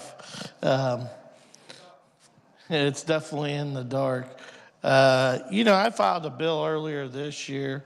I think there's no reason when we talk about our own pay that we should be embarrassed to do it in front of this body on this floor. Everybody have an opportunity to participate. I think that's what will keep us reasonable. I think when we set up a pay commission, we're going to set ourselves up a big pension, a big salary, and the public won't support what we're doing here. This is the kind of stuff that we're going to get our salaries out of control. And I just don't think that people would. I think if, you know, the bill I proposed this year, it was to take the salaries from 88 whatever a day to 125. I've heard from a lot of people before I picked that number. That's a reasonable number to take our interim to 200. And, you know, I'd be willing to make that vote on this floor to debate the bill and support that bill. I think that's reasonable. But what my biggest fear is we're going to take a part-time legislature, because there's 3 different kinds of legislatures. There's full-time, half-time, and 90-day legislatures, and that's what we are. and we will end up with a larger salary than what most will that serve 90 days a year. But I don't know, I can't support this. I think this is definitely the wrong way to go, so, thank you. Further questions for the senator from Saline? Senator Saline, did you have comments or? I'll save them. Okay. Senator Brown. Thank you, Mr. Chairman. I just had a couple comments. Well, first I'll ask a question. I noticed the commission makeup is all appointed. So is there, are all of these appointments, Mr. President, are they all to be unelected officials? Senator from Saline. That is correct. It would prohibit anyone who is a existing elected official or a legislative staff member or a registered lobbyist from being a party to the commission. Senator Brown. So it's prohibition. So none of them would be elected officials. So you're delegating what's our job to an unelected commission. We see the problems with that. I don't have to go into that. Is there any possibility that any of these could be relatives? Senator from Saline. There's no prohibition in here that I see on relatives unless there's an other statute that would prohibit such a thing. So I would have to answer no at this time. Senator from Brown. I had an interesting comment, Mr. President, from a constituent that asked me about the $88 a day. Do you get that on those pro forma days? I said, yeah. So it's not bad pay for a pro forma day. But on an all-nighter like this, it stinks. We all know that. But it's interesting that we seem to think that the pay needs to be addressed. I've already got 2 people in my district running for Senate District 1 in the next election. They don't seem to care or think that the pay's bad. One of them's a current House representative member. He knows what the pay is.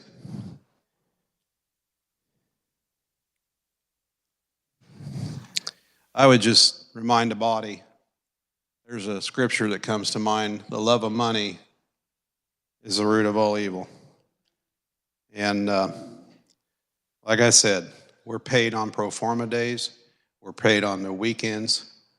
I don't know too many jobs like that out there. And if I thought I couldn't serve for what it's paying, I wouldn't be here. There's a cost to being in public service and serving in the Kansas legislature, and it's an honor to do it. I noticed in the language that the bill ties it's not only unelected officials, but it tries to tie the salaries of certain statewide officers to congressional pay, which I assume, and this is my own assumption, is to try to get it public what the congressional pay is, because some people think that's what we make. And so maybe part of this is educational. I'll give you the benefit of the doubt. But Mr. President, for the reasons I've outlined here, they're unelected officials. We should be making these decisions, not delegating that to someone else. And I know they're going to come back with a plan at some point, and you're going to have to vote on it. But I think that's our job and our responsibility. And as I said, there's 2 people already vying in my district to run for Senate District 1 seat. Money's not seemed to be a prohibition. But I think that, like I said, we're paid on the off days too. So with that, Mr. President, I will be voting no. Thank you. Further questions for the senator from Saline. Senator from Wyandotte, Senator Haley. Probably some questions, Mr. President, but actually more a contemplation. As you know, and you all know in here, I've served longer in the legislative process than anybody in this chamber, and second most in this legislature. One other, Representative Ballard from Lawrence, has me by a year. And this issue comes up with regularity, and I think this is perhaps the most innovative that I've heard in my almost 30 years here, that will relegate to an independent commission to look into what is a severe inequity for those of us who have chosen public service and who have the good fortune to have some supplemental or outside income while we come here to Topeka to work on behalf of the people who send us. This should have been done long ago. At one point in time, and I don't know what this commission, should this bill pass, come back with, but I would hope that that commission would look at what we make here in Kansas. At one point in time, I don't know what it is now, but it used to be Kansas was 47th out of 52 states and 2 territories, Puerto Rico and the USVI, in what the legislatures are able to compensate those of us who choose to serve. 47 out of 52. So when our constituents, if our constituents were to look at what we do and how we do it and to compare us, I think that, well, I know I'd hold my head up and say that it's been a sacrifice. I have to have, as most of us do, secondary income, or you have to be independently wealthy, or you have to be a retiree. But by and large, if we want a broader crop of those who come to these halls to represent, we're gonna have to see that there's a better compensation package, or at least that it's on the table. That's not gonna be our decision to make here with this bill. This decision is to let other people, let this study commission take this into account, to hear that testimony, to understand what it takes and the requirements, and hopefully to compare, to do the comparables with what other sized states and population and legislatures actually do. And I think that they'll come back confidently. I don't want anybody else to have to go through what David Haley went through, to have to find that secondary income. I was lucky to have clients, lucky to have a wife at the time that worked and that added to it, but I don't want anybody else to have to sacrifice just to be in public service.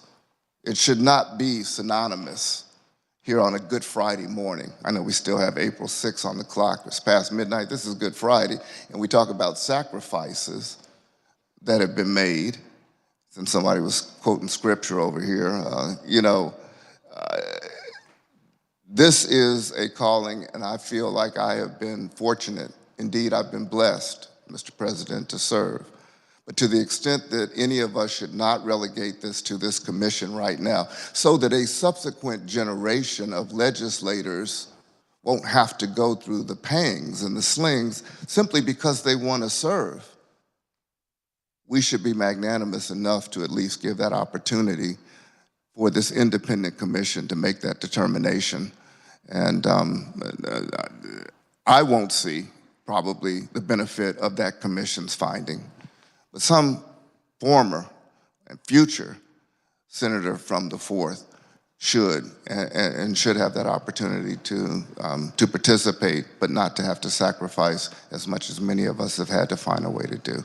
I definitely support this, and I'm glad it's finally coming forward, and hope we'll all get behind it. Thank you. Further questions for the senator from Saline? Senator from Saline, you said you had closing remarks. You can close. Okay, Senator from Saline. Thank you, Mr. President. Back in 1997, I was an intern in the Kansas House of Representatives for the late Jan Pauls, and one of my first assignments was to research legislative pay in other states to compare it to Kansas, and that was no easy feat at the infancy of the internet. It required quite a bit of legwork. And the pay back then wasn't much different than it is today, but that's not really why this bill's in front of you today. Over the interim, we started having the meetings that were focused on statewide employee pay. We started talking about the Legislative Pay Commission and how judges are paid and how our executive branch is paid. And looking at all of the pieces, this is just a piece of that. I want everyone to know that during our conference committee on Ways and Means and with appropriations that we did push the Appropriations Committee to bring that plan that they had been contemplating so that we could do this all during this part of the session instead of during omnibus. But we do expect to have a state employee pay plan that will solve several problems at that level as well. So this is really part of an entire holistic view at how we address salaries statewide.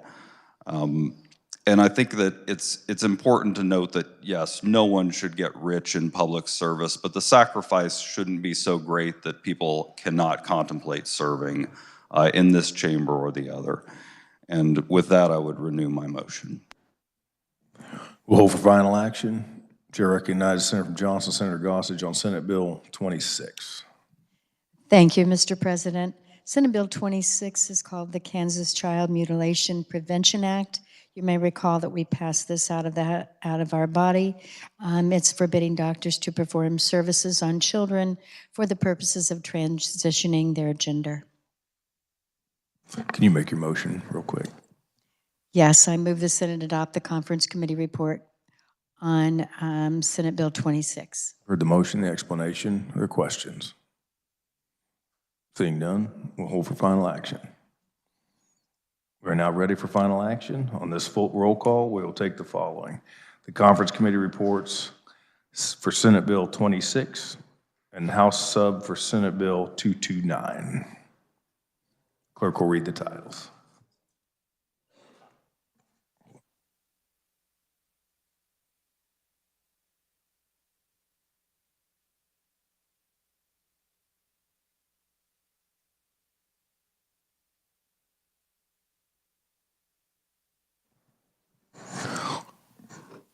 Clerk will call the roll. Oh, sorry, yeah. Read the title. Senate Bill number 26, an act concerning insurance, and House substitute for Senate Bill number 229, an act concerning the legislature. If you would call the roll a little slower, since we're doing it by hand this time.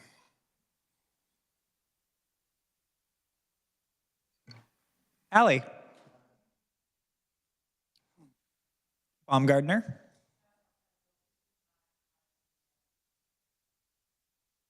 Billinger. Blasey.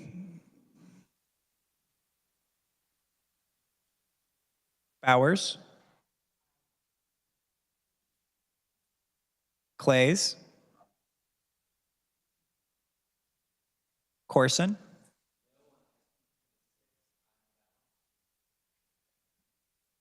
Dietrich.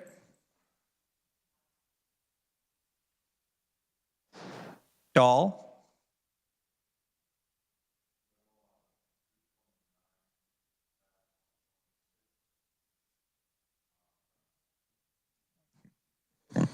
For the record, there is no balance. Erickson.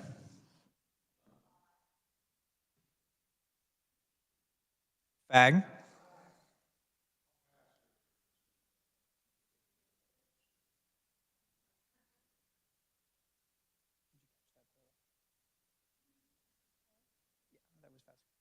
That was Dahl. Faust-Gudot.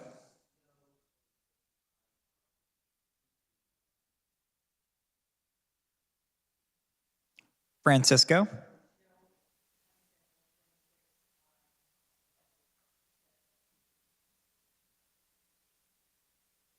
Gossage. Haley.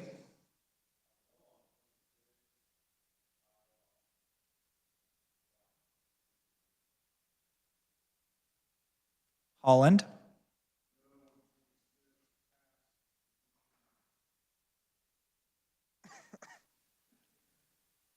Holscher.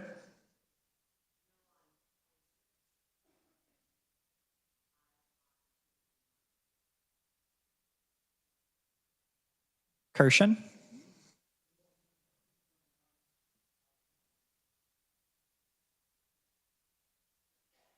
Cluse, Longbine,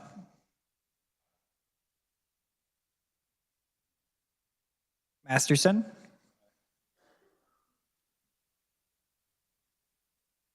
McGinn,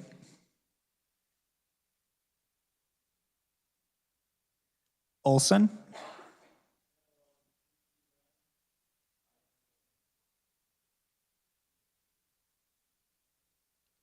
O'Shea,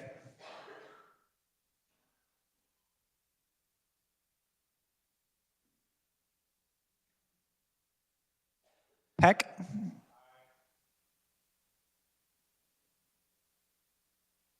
Peterson,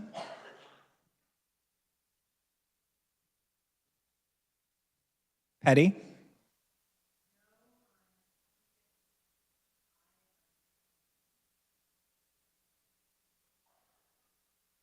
Pittman,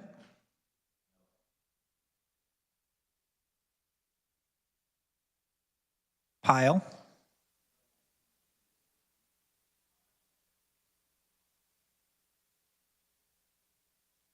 Ready,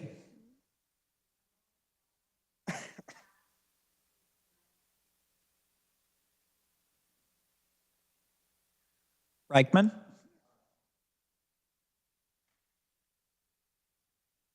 Schallenberger,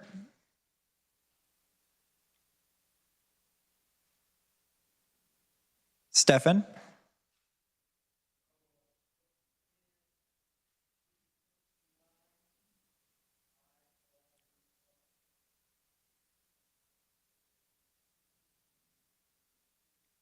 Straub,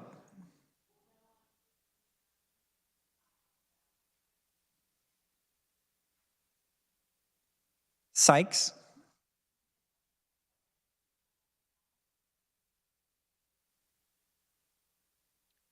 Thompson,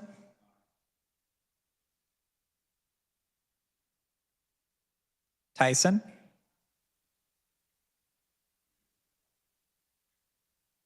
Ware,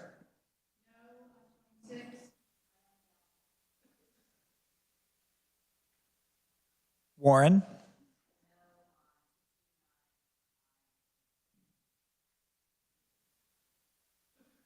Wilborn.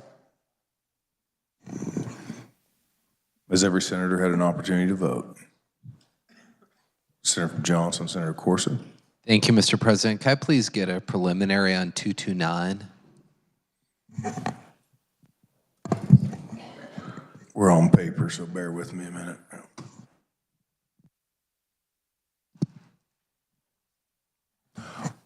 Senator from Shawnee, Senator Dietrich. Thank you, Mr. Chair. I'm sorry, Mr. President, I'm sorry I was down in my office. I ran as fast as I could. No on 26 and aye on 229.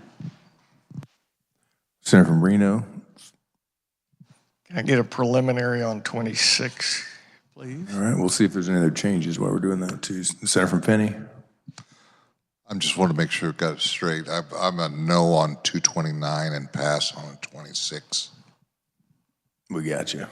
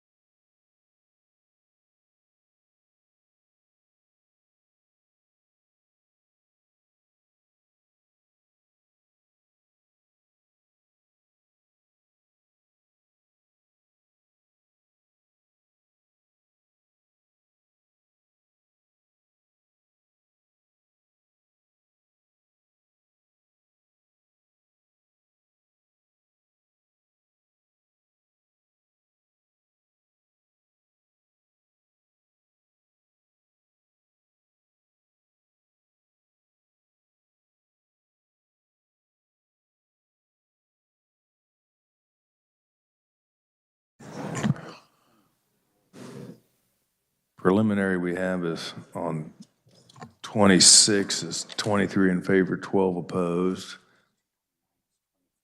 And 229 is 24 in favor, 8 opposed. But we're reconciling here for a minute. We may have to ask for a couple revotes.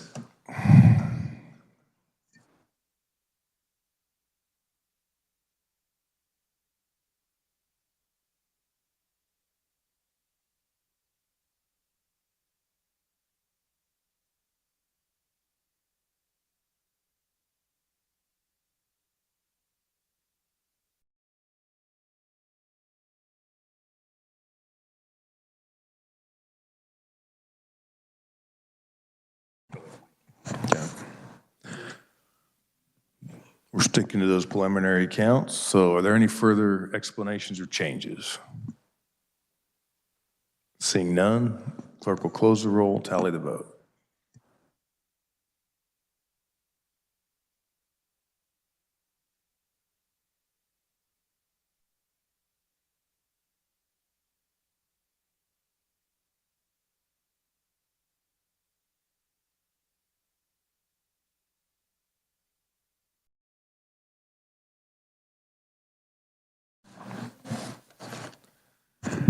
Twenty-three having voted in favor and 12 opposed to the passage of Senate Bill 26, 24 in favor and 8 opposed to 229. These measures having reached their constitutional majority are hereby declared to pass.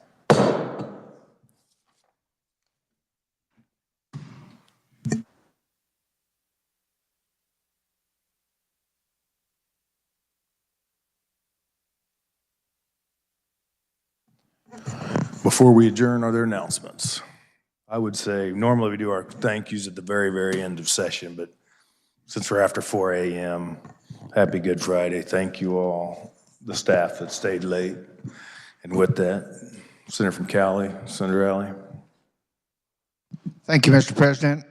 I move the Senate adjourn pro forma until 10 a.m. on Monday, April 24th, 2023. For the motion, all in favor say aye. Aye. Opposed, no. Senate's adjourned.